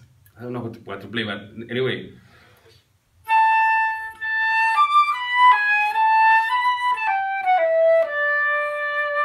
I cannot play if it's not like that. No, it's not. I cannot play if and I very often I hear people like.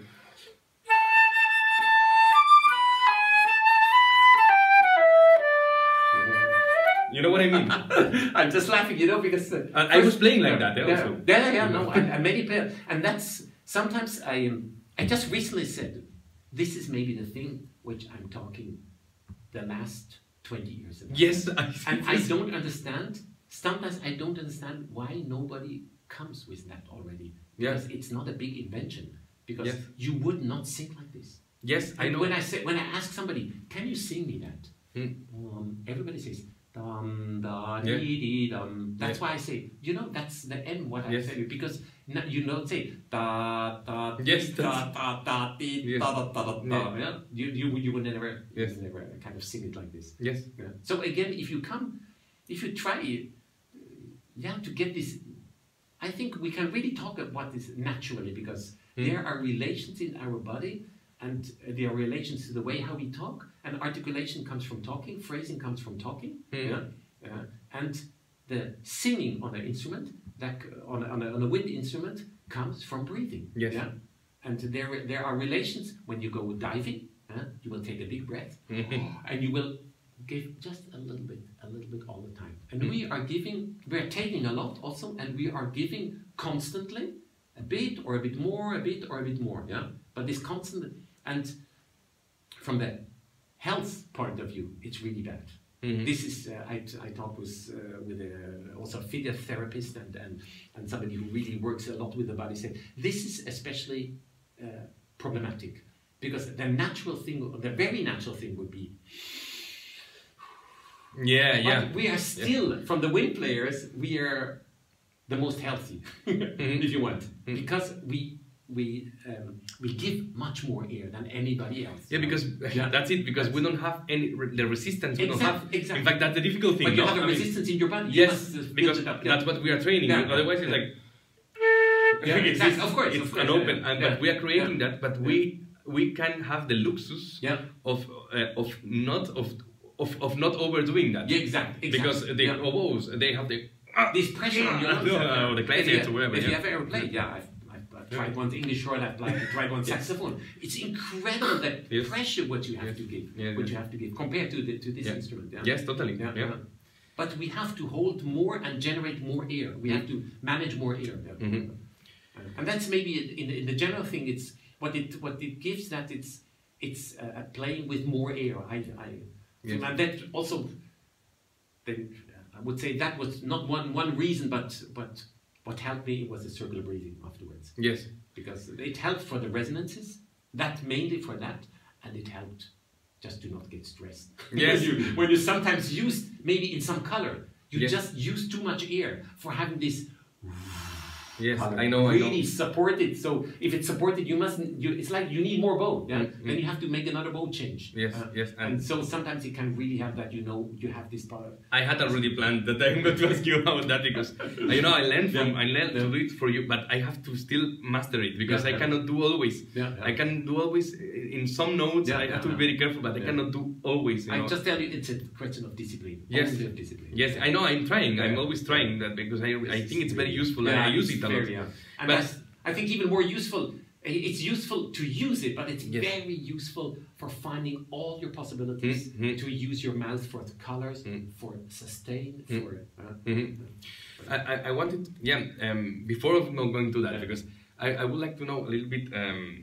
I think that because I think it's very interesting topic related to interpretation or to music about the sound, but itself to this because what we were saying about this ta ta ri ti ra ta. I mean, sometimes I really have I think that sometimes it's like in our education lately we got the input that we have to do line, and then the concept of line somehow. I think that it's what I think because I analyze it for myself because I did also did, and then later I learned and I said no, and then no to do this. And I think that the line somehow is like they explain to us that the line is like this, and that the line is not like that, or like that, or like whatever.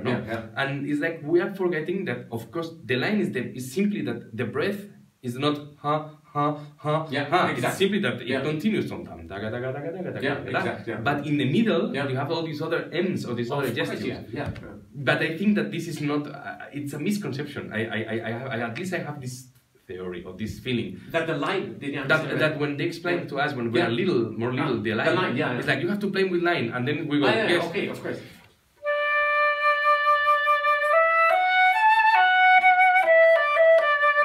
Of course, No, that's exactly. Where does it go to? Where does it go to? And it's simply I completely agree. This is again. This is also a big issue which still is. It's always hanging there. around. It's really hanging around. That's why I started to tell. Don't think a line. Think a bow. Think a bow. And there is a bow. There is a top part. Maybe it's a peak in the mountains because I like very much the mountains. So I often say, look, maybe you're going up there, but until there's the first hill, there's the second hill, and there is the top mountain, and and then when you go down, it's more novel doesn't go straight unless you fall down, you know, which is lethal, you know. Yes. But then it goes slowly down and comes back. Some phrases have maybe 3 peaks before the top mountain. Some has just 1. Maybe one goes directly up and then goes slowly. That's the shape of the phrase. So let's talk about bows. Yes. Bows, and not about lines, because a line is just flat. But the music is not flat. There is That's always, in a phrase, there is, even in a contemporary piece, there is an idea going somewhere, or coming back somewhere, or there is an energy going somewhere. There's a multiphonic developing to a more ugly multiphonic, etc. You can always, and you have to always find, because the human being receives every kind of information by this, not only by the time, but also by the intensity, by the different intensity. I wanted to take out this topic with you, because I think it's very important, it's crucial, I think, for the development of the students out there, and for everyone, I think.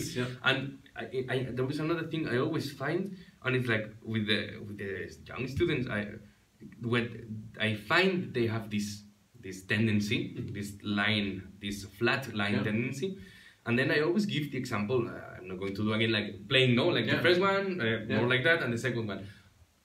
Everyone is no, the second one, or the first one. If I'm making this, of course, this unanimously, this, and it's like, but do you know that in fact, sometimes the first one, that the flatter one, it's better technically, because it's more in tune. Everything is more controlled, and it's flutistically better, because it's da. And it's like, yes, but is this interesting? This is what we were speaking about, the tool, no, before the beginning of the. But you know, there are kind of probably also these standards. These standards have, if I look back, that has changed. You know, we were forced, in fact, to one thing, to play very equally. Yes. To get it really equally. I think that's good if it's only one part of the exercise. That's it. Yeah, and if you then work that equally, so I'm able to do really equally, but I have to be able to do it musically shaped. I give myself a kind of goal. I play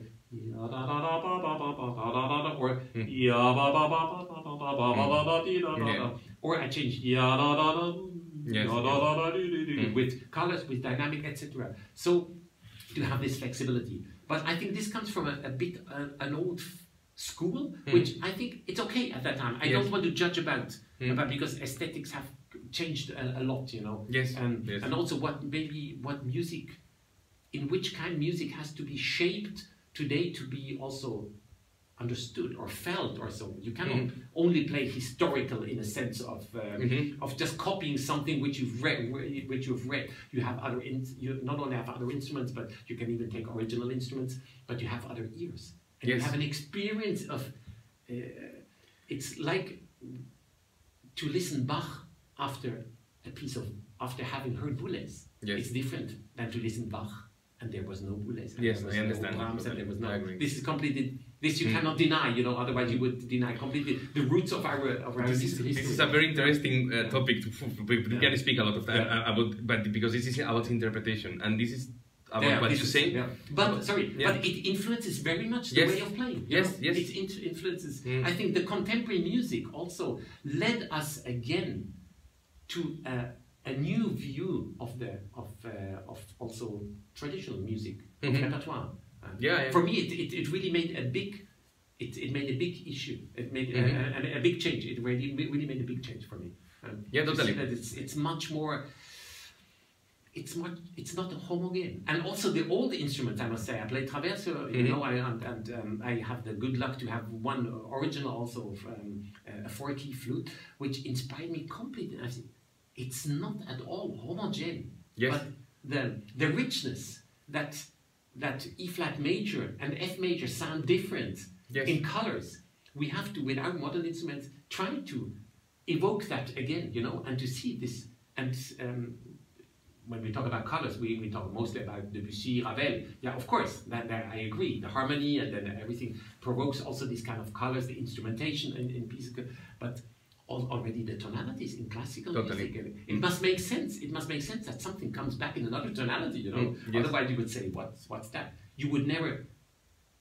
from the rhetorical point of view, would never talk exactly the same thing 2 or 3 times. Exactly the same thing. We don't function like this. Yes, yes, I agree, totally, yeah. This is, that's a super interesting point because yes, because now since we have a lot of more things available there, then it's like we have a lot of things also to choose. But I think that's it's something that it's enrichment. Enrichment to them, to the let's say to what we have to say. You know? Yes, yeah. It's a very interesting point because it's like about if it is possible to bring some more modern points of interpretation to not so to a previous way, even if that would be, for instance, if we agree that a gesture always in classical is like bam, bam. If we can do sometimes to change that bam bam like this, no? And it's like but no, because you will never do this, and sometimes I'm like, but I would like to. But I would say do it if you know why you do it. If you don't say, I'm just bored. I'm just bored because it's always the same. Yes. No. But if from a rhetorical point of view, it's like again rhetoric. It's so important because it's like holding a speech, telling something. Telling something, and then you have to kind of emphasis also some things. I think that sometimes we have also the influences what you say. For instance, sometimes I think that it's some common agreements. I mean, always the dominant and the tonic, the dominant and the tonic. But sometimes I don't know. You take back the dominant. Yes, sometimes you do this. No? Absolutely. Or I am thinking a lot of times in Beethoven Eroica, it's a piece that for me is breaking the frame. It is. And you do like this, it's not.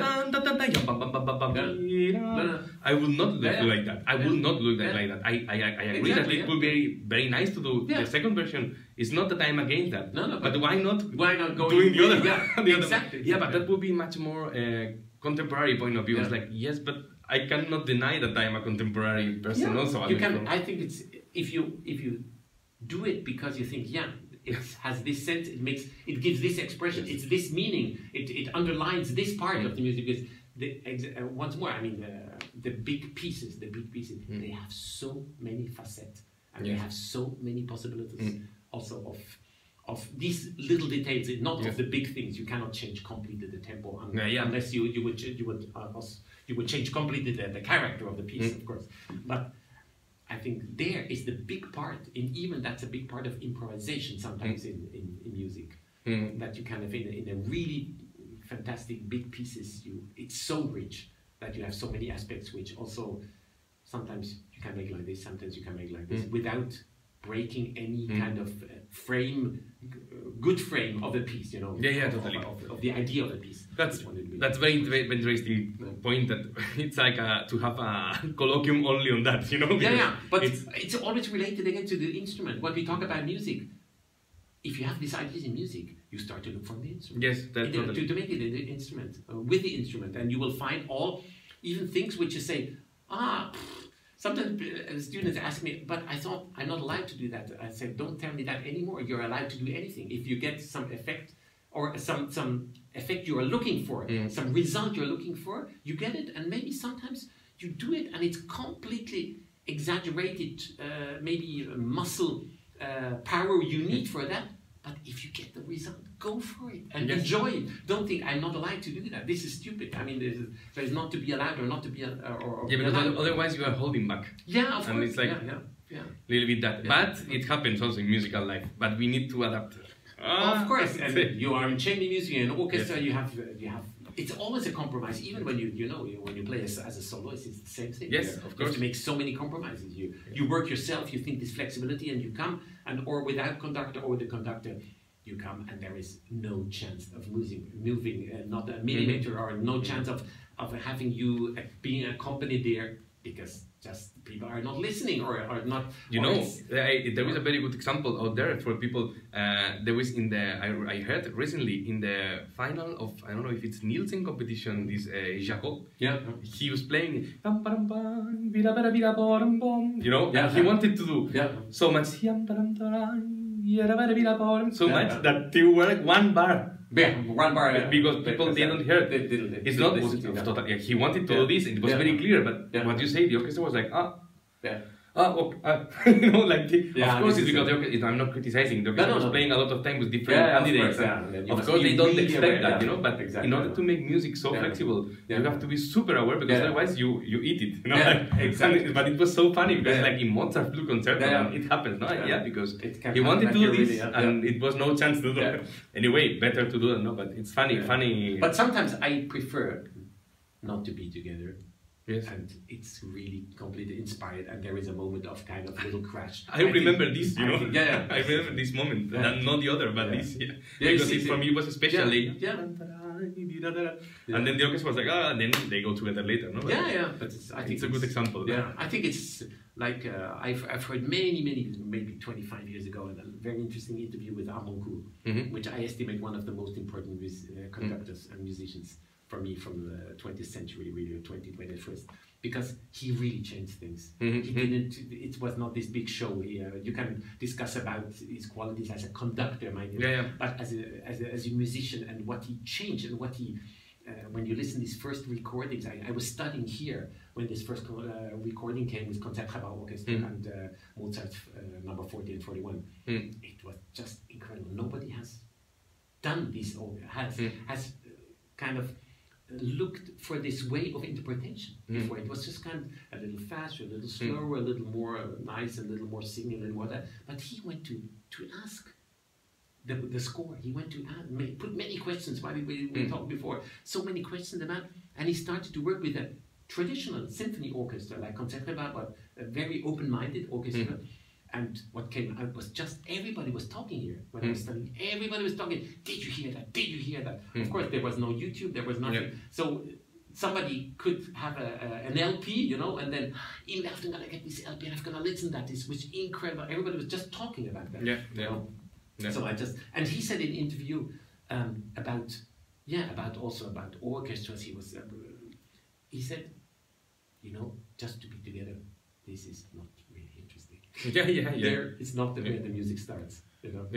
And that doesn't mean that you can do what you want, but we get in our times with all technology, we get more and more. It must be together, and often it stays there, you know. It stays there. And he said why he thinks for him it was at that time not so interesting to conduct big orchestras, because he said the main goal is just to be together, but he was not able to completely get a new view, because they said, listen, you want to come until we played already 20 years this Brahms symphony. Why do you come and tell us new things? And we know how to play, you know. This was the attitude before he was really recognized. And then he even started with Vienna, with Berlin, and then he started to just give a new option, and he created so much kind of energy in that it swept over to other conductors. I think nowadays it's so common, you know. Yes, I think that it changed a little bit the rhetorical way of making music. I think it really was. At least I was educated also later in a little bit of that. Of course, with the reminiscence of this blah blah blah that we are saying. But it's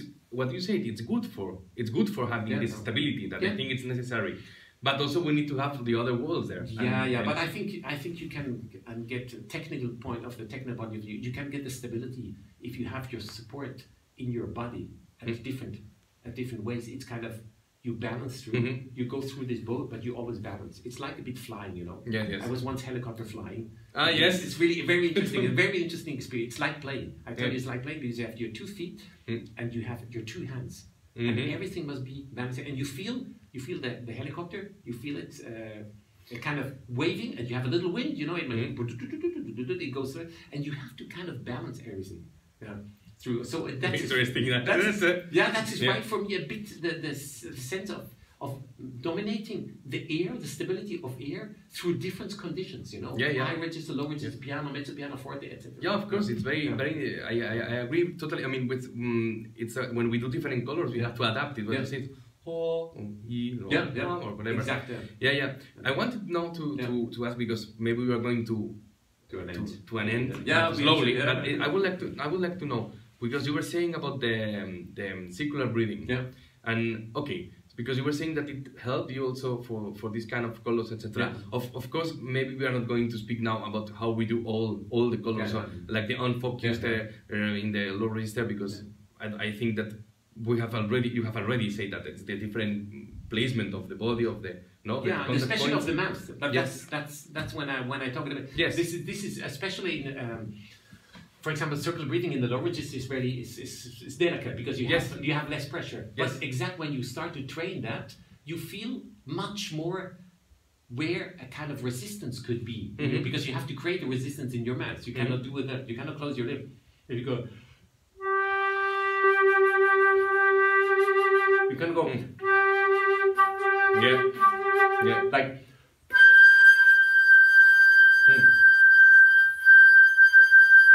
Yeah. You have there naturally you have a smaller hole. Yeah. You have this resistance, and then you can you breathe at the same time. But in the lower register, when you go.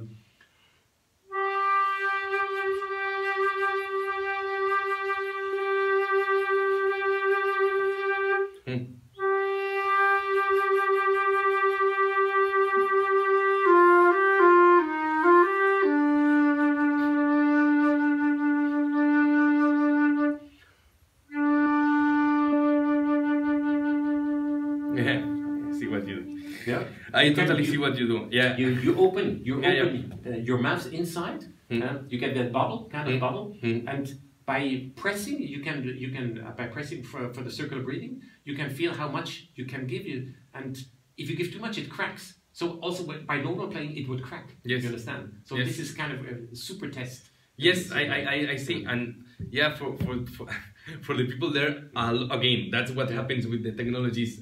What we are saying is that live, I'm here, I'm and it's very interesting. It's really hard to get. It's really hard to get, but it's very interesting to see that when you have done that, he's passing from you are passing from all the points, all the contact different points, and then. It was very clear. Later, you went down more loud to the re and this, and then you were playing with an upper point, which is more relaxed, and which is then as a result, then you have this other kind of not so much the, but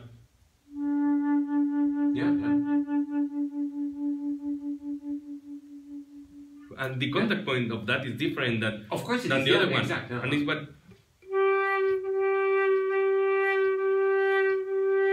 Somehow, the noise I have to practice still with the note. I don't know why. But you could.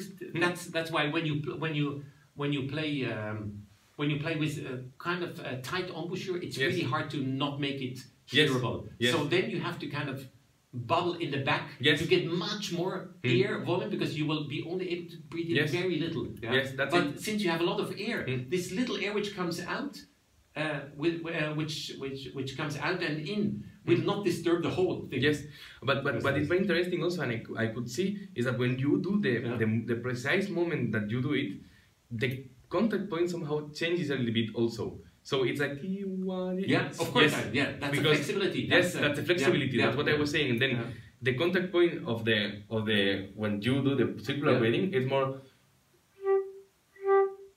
not so much. No, it's far away. It's far away. And then this is very useful, and then I understand what you said about the colors, because of course you are passing through all the different contacts that you can have for the register, and then you can have the also. Exactly. Yes, that's quite interesting. I have never thought of that, you know. No, because I already start with first year bachelor, you know. People they still don't do it because. I think they underestimate the importance of that. Yes. But everybody that who has done it really in the work, I hear a new way of playing. Really, everybody, because you don't start this kind of which I sometimes say try once this kind of normal playing what you are used to. And then now fill your mouth with air. So you start to kind of like. Play more sul tasto and then ponticello and then tasto back. So go.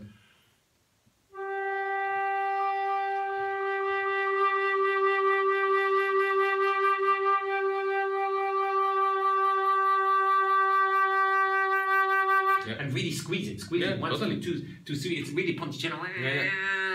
And you will experience how it's like really with the bow, you can see it very well.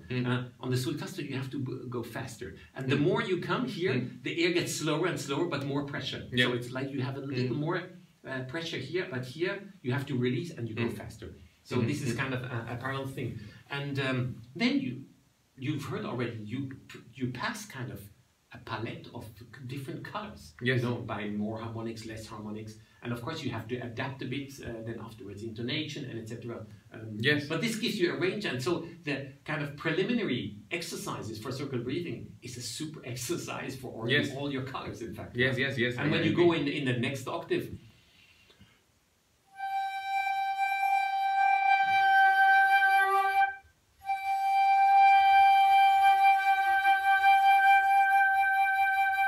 you can already hear the problem is you don't get a lot of color change. Yes. But what you can prepare is your dynamic. Now, if you start this was kind of trying to play more or less the same dynamic, and then when you start to bubble and you start to kind of look how strong can I play.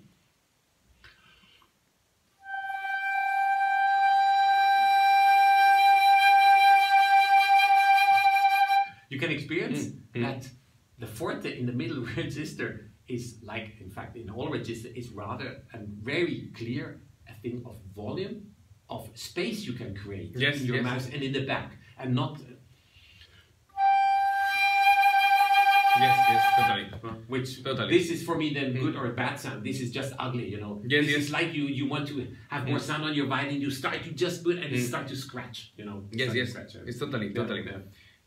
This is with the singing, where you can compare with singing. One is starting to scream and the other one is starting to find always the right ear to put in your resonance. Yeah. Also, for me, it's I said a lot of times in other videos of things that I did, that something that I do sometimes to warm up very fast. Yeah. It's precisely using it's something which is derivated from the same thing, but it's from the top register, because sometimes I think that we struggle with not being focused, no? With the focus of the sound or these things, and I think that also this circular breathing thing, that it's more easy in the top register and with trills, then it's super easy to do, of course. But doing the trills, if you can do super pianissimo and effortless, then you have the focus. Then you can forget about that. So I do a lot of times also to warm up, like.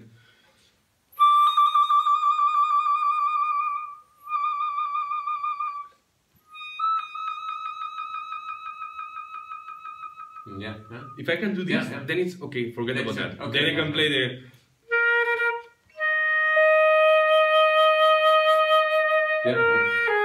Then I can because you're sure that the last part, that your door where the air goes out is very clear. That's it. Yeah, and the room, then you can start to open your room. That's because, it. You know, the door is kind of in the right shape. That's open. it. That's it. That I really do a lot. Yeah. And I think it helps for sometimes for students also, because it's very easy to. I think it's very easy to do this and to start to do the circular breathing.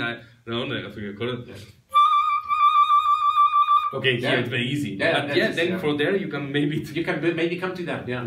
And I think that's super. At least it helped me a lot when I came to that point. It's like, okay, then I can. It's like when you go with the bicycle and you have the little wheels. And it's like, okay, the wheels are there, and then I take off the wheels and then you can. And it helps. It helped a lot of also to me to get the bubble thing. To get the bubble, you know, because I do the opposite. Honestly, I always start with the ear. To warm up is for me. I can remember once in a concert in Japan. I played in a really rarely in Japan there is a band hall, but that was just a acoustically band hall. It was just dry. It's very famous, but it's dry. It's not really nice to play. And I thought after the rehearsal, what should I do? You know, the problem is I will force to try to get more sound. And then for warming up before the concert, I just had my own room. That was really nice facilities. I just was singing as much as I could. And just and really singing very loud, just to get the feeling that I'm going to have to play like this. Not try to find my own forte sound, because I will have no response from the hall. So that's something where when I warm up, normally I always warm up the air first. That's for me the gasoline of the playing. And then I agree, the other thing is, of course, it's very important that you get. Then I make this test sometimes when I just play forte.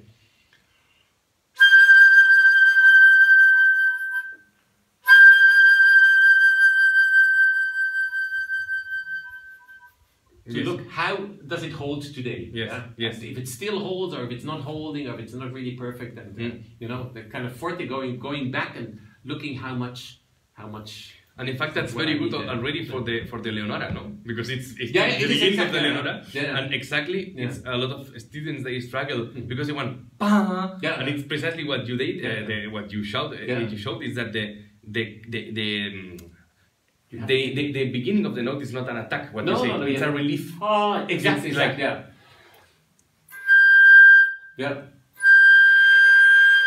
That's so easy, no? Yeah.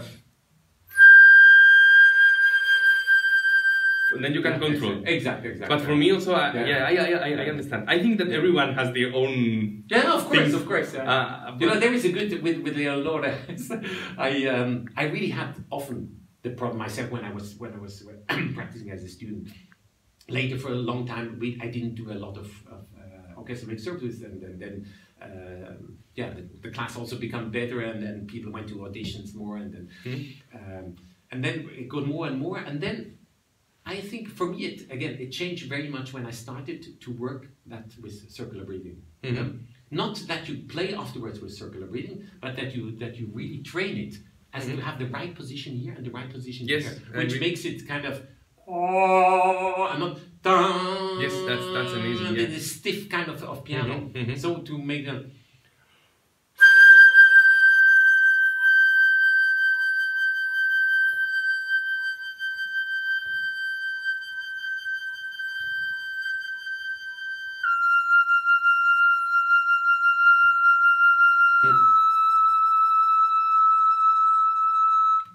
And if you practice that, then it's really an interesting challenge.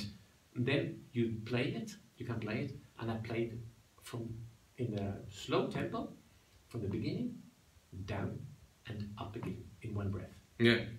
And this is just, and some people say, hey, how can you do that? I said, it's not because I'm not this guy, but this is just the technique, and believe me, that's kind of my promotion for circular breathing is this example. I said, if you really practice that, you need so little air, but you need a control. And this is from the circular breathing, you get the best control for that. Yes. So that's what I totally promotion to everybody, really to practice circular breathing. But it's not just a nice funny effect for contemporary music, it's really a basic thing for No, I agree. In my case, I really tell you, I'm always trying to keep going, and I use a lot of especially playing the quintet, playing I did a lot of times, and because it saves you. So a lot of times is that this bow change. And the only funny thing also is that in my case, I can hear but very, very little, because I do very subtle the sound. But in my case, I don't know why I make but sometimes it happens to me also. I know, but it's the only thing. It's like the big thing. But for me it happens more. I remember once we were playing and Marialba with a recording, and Marialba said, Can you take out the big sound? The big sound, because no, whatever. No, but what funny things about what I think it's. I agree with you, and I have a very clear image from that, and it's like if you can make the flute sound with the movement of the not having the real air, but the air you have in the mouth, that's what he's doing when he does this. If you can make the sound is because the flute sound is because you have a super relaxed position for this, and the focus. For me, that's the pure focus that we are always so much times obsessed, and it doesn't come from but it comes from.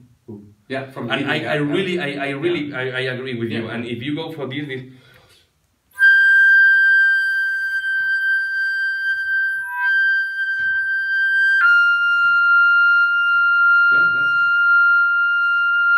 you see, there is a point, really. Exactly, and it's really tiresome. It's really tiresome. To go it really a long time, because the body naturally wants to breathe. Yes. And you don't allow him. But I think it's sorry to repeat, but I want to repeat. But the thing is, for me, I have a very clear image. I think that's the same that happens to you. That the contact point is totally there.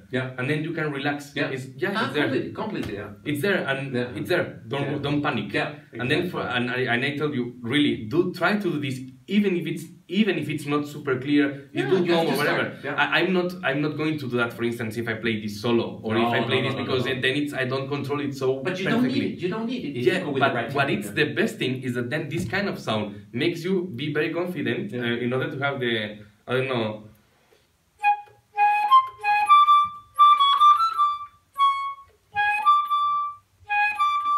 And this is super easy for orchestra, for orchestra playing, especially this kind of sonority, which is very relaxed. Yeah, and you can play very long. Yes, you can play. You don't get so tired. Yes, that's it. That's it. Exactly. Really, I so take his advice for that really, because it will you will survive better. Yeah, which is another thing very important. The survive.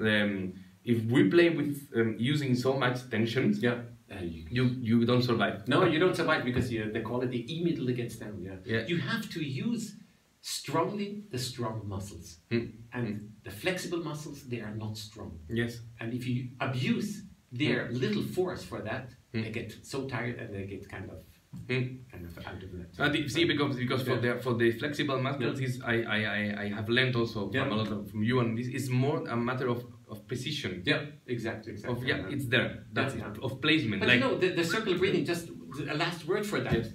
It's just discipline. Sorry, it's just discipline. So many people start saying, "Yes, I can do it more or less." I said, "And did you go on?" "No, I stopped." I said, you have to pay the bill then. You have to pay the bill. But if you go on all the time, you just go on, you use it.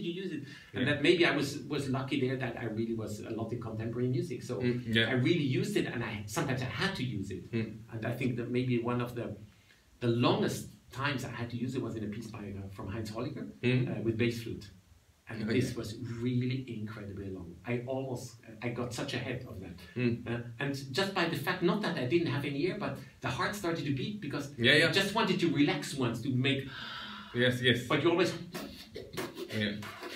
And with the bass flute, you need a lot of ear, and you kind of be. It's really you cannot push too much, etc. So. And then the funny thing is that then if another day I have to play this piece and Heinz is there, he will come to me and say, "Pat, Felix was doing it." Sometimes I know he says that. But this is a long time we worked together, and I had this maybe if I come. No, but maybe normal. Maybe also to finish now, or so to come a bit back to. He was maybe one of the most inspiring persons beside also my teachers, Nicolai, also Peter Lukas Grant. But with Heinz, it was really, I mean, it is, until now, it's the most inspiring, and I probably learned the most just by playing his music, by playing with him as a conductor, by playing with him in the chamber music. And this is maybe also for me an example as an artist. Also as a composer, he's breaking the frames all the time. He puts you on the instrument to such almost impossible things to play, and it's not just to get to the impossible, but he is creating some very clear perspective by putting you to this kind of over the frame and to the edge and to the limit of your possibilities. It's not per se just again a kind of an effect or so. Even the effect we have sound effects, but it's not. That's not the goal. That's just again the instrument to go and to create also for the listener, or some incredible tension or attention or expectation of something which is maybe not answered, or maybe which is answered by a question, kind of musical question. So this just as a kind of a basic, as a most important pillar in my musical life. It was. It started when I was a boy.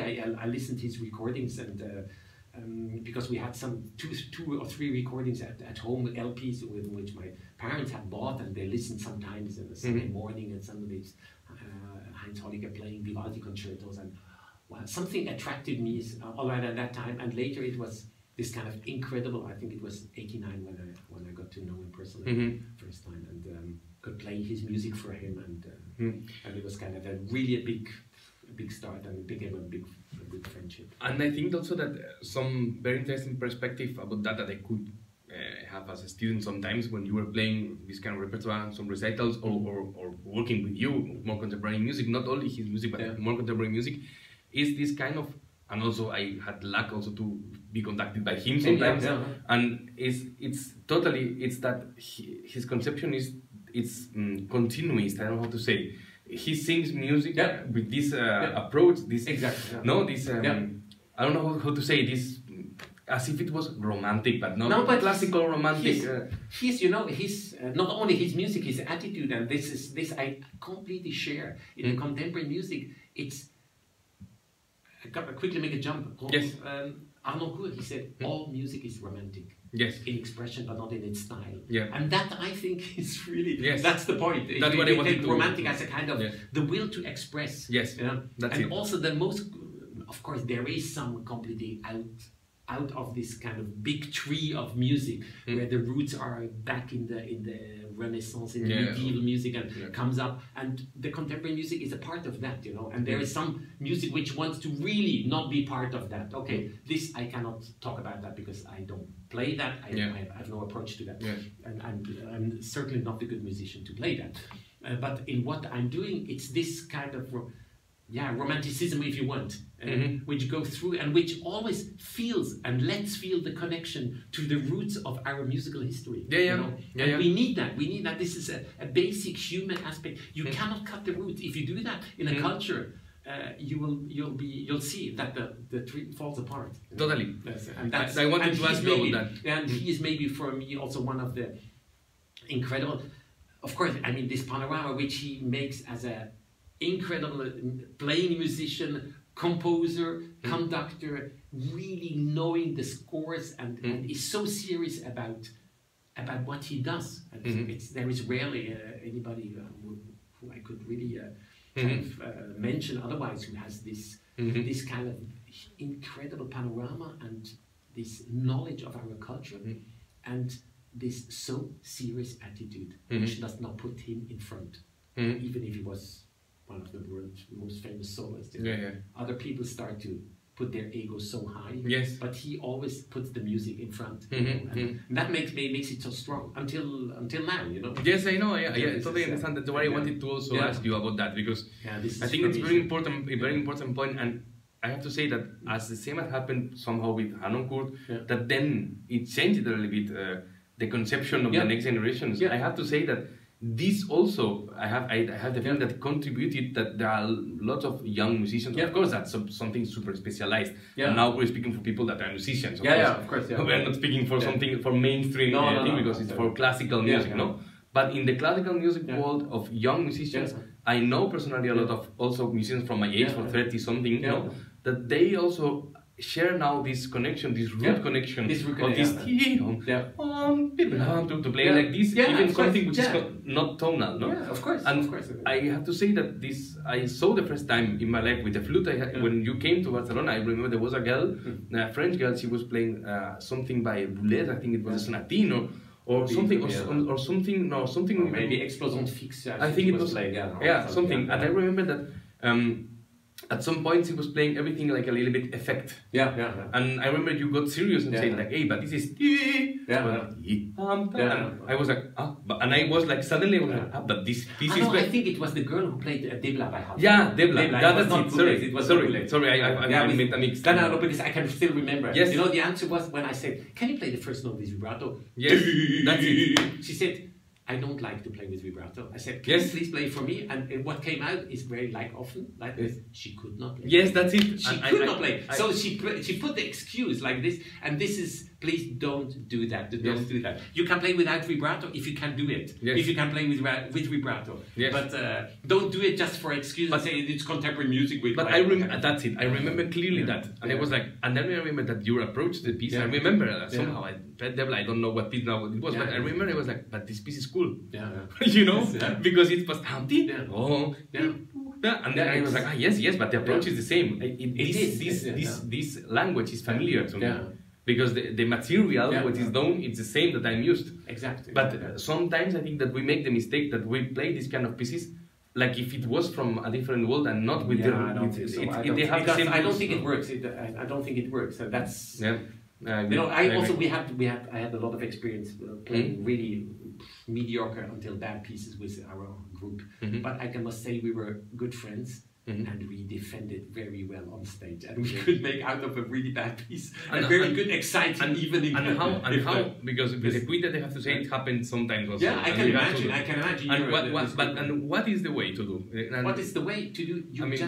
You just make a statement with what you do. First of all, you have to. Of course, you have to get a common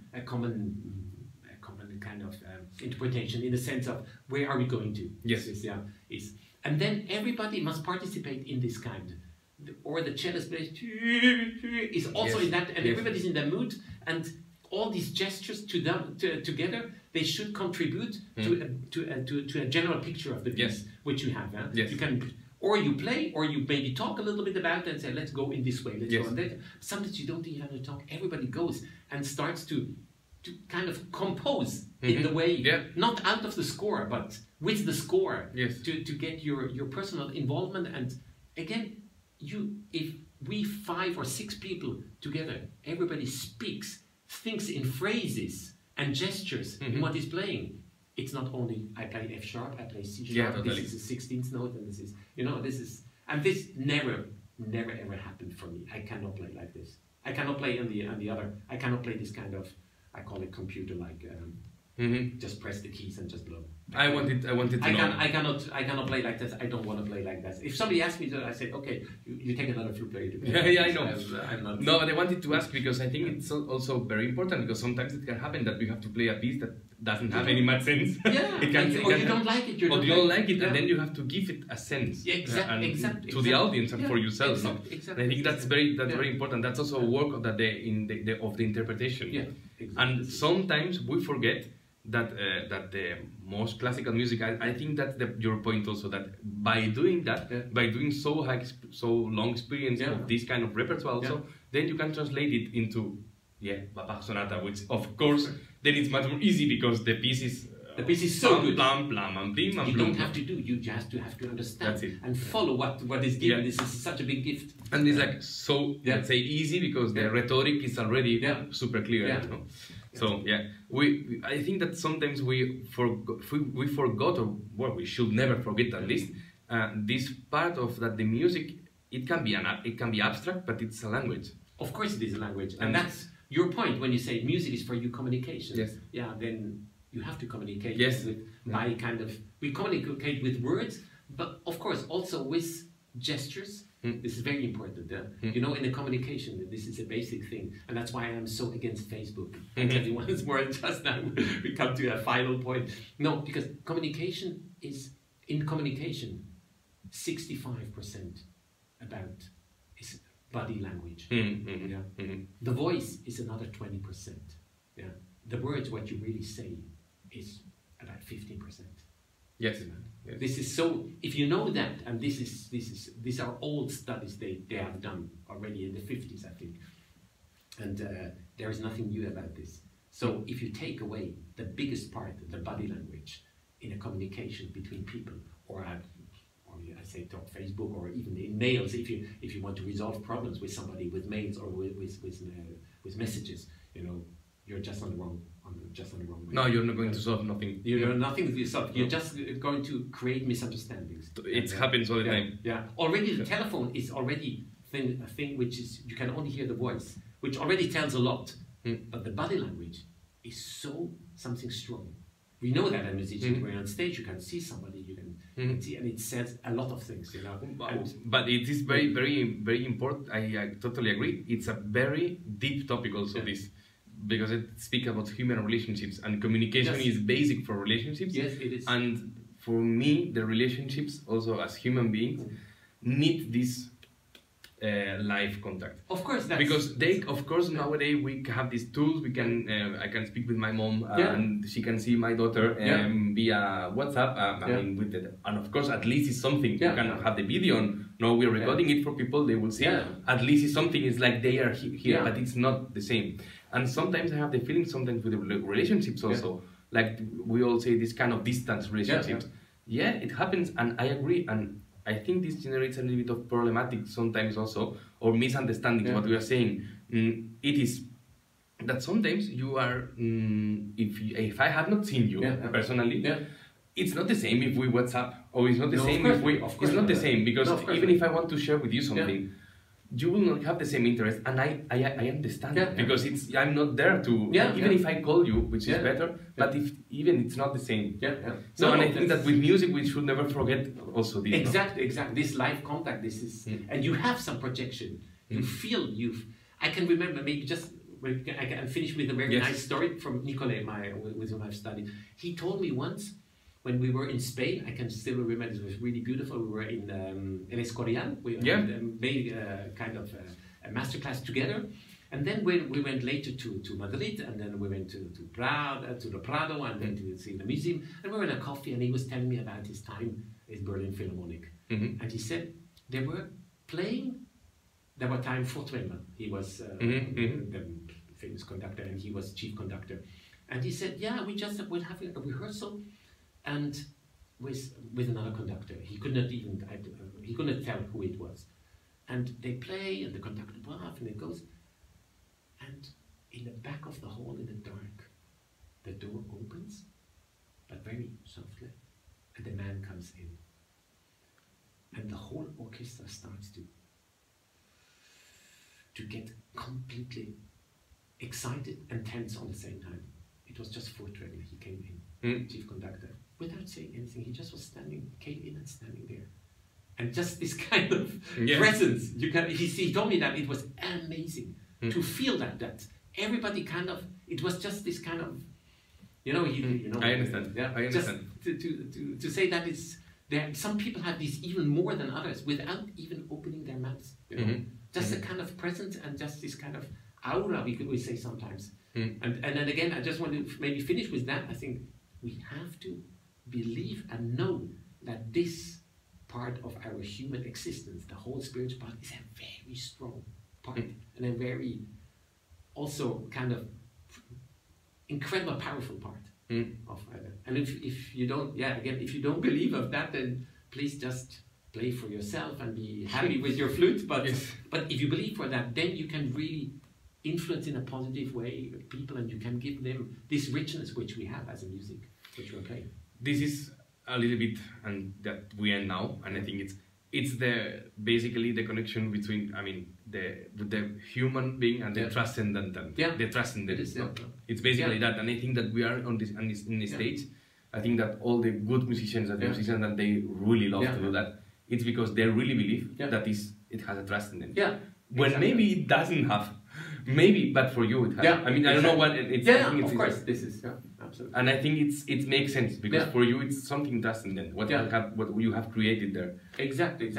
It's the connection. All the time, no? From the Dionysic part to the Apollo to the hero.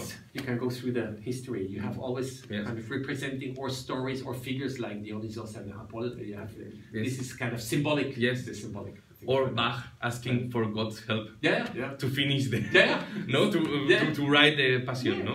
But it's true. But it's true. In every time in culture with different inputs, and in the end nowadays maybe that everyone has a more personal and introspective, spiritual world. But sometimes I think there is a mistake that we forget that religion maybe is not standard now because it has fallen. But the religiosity or spirituality part. It's inherent part of exactly. It's always you cannot deny it. No, you cannot deny it, but technology wants to overtake that power. But something so simple as I have the keys of the scooter here.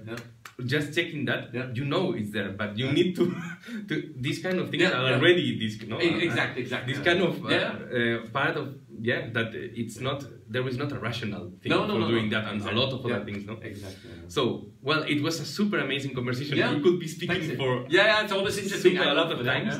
I hope that it was very interesting also for you that you were hearing. And we will keep in touch. Of course, Felix was my teacher for a lot of times, and we will always keep in touch. And I hope that we have the chance another time to organize another thing in some time. And speaking about, because it's very interesting always to know your point of view. So thanks a lot for your time. It was really interesting for me. And thanks a lot for being there to all of you. And I hope everything goes well. And I would just love to have last question and last advice for you. That's always finish like this, the interviews. for someone who is now studying flute, so maybe you're a student, so a young person who's now a flute player, what would you recommend for this future or the future? But not for the COVID future, but you know, for the society we have nowadays. What would you recommend a young person now to do? I would say one thing is very important. Of course, this is kind of very normal that you work, you want to progress with the instrument and with the music. But one thing is that you find your personal, really deep contact with what you're doing. Really, and this is, we talked about spiritualism and all these things, but I can make it simple. Just that your passion for what you do goes strong and stronger. Because you will have a lot of obstacles in your way, and you will have to need a lot of power and a lot of courage and a lot of resistance to overcome these kind of obstacles. This is maybe sounds negative, but it will fortify you. And if you have really your flame really burning, then I think this can overcome these obstacles, and this power will be afterwards one very big essence what you can give to the public, because the people come to also be kind of enlightened by what you're doing. And this is, I think, this is a basic thing which we have as a musician, a basic part of our job, which also makes the difference to an amateur music who plays for himself and who is enjoying himself. We should, of course, enjoy it also, but we all know that it's not always enjoyable. And I think this, to keep this spirit of and this passion for the music, to kind of influence people in a positive way, to carry this on. This is a part of our culture, and to give it to the next generation. You're a young, maybe, generation, I mean, and you already have to think of all the kids which are coming, and we have this responsibility also of kind of passing it over. It's like you're one branch of the tree, and there will be a new branch, and there will be a leaf, and there will be a new branch. So that Thanks a lot, Felix. Really good answer. Yeah. It's a pleasure. Yeah. So thank you see you very next much. time. I see you, all of you, and have a good time. And thanks for being there. Ciao. Thanks.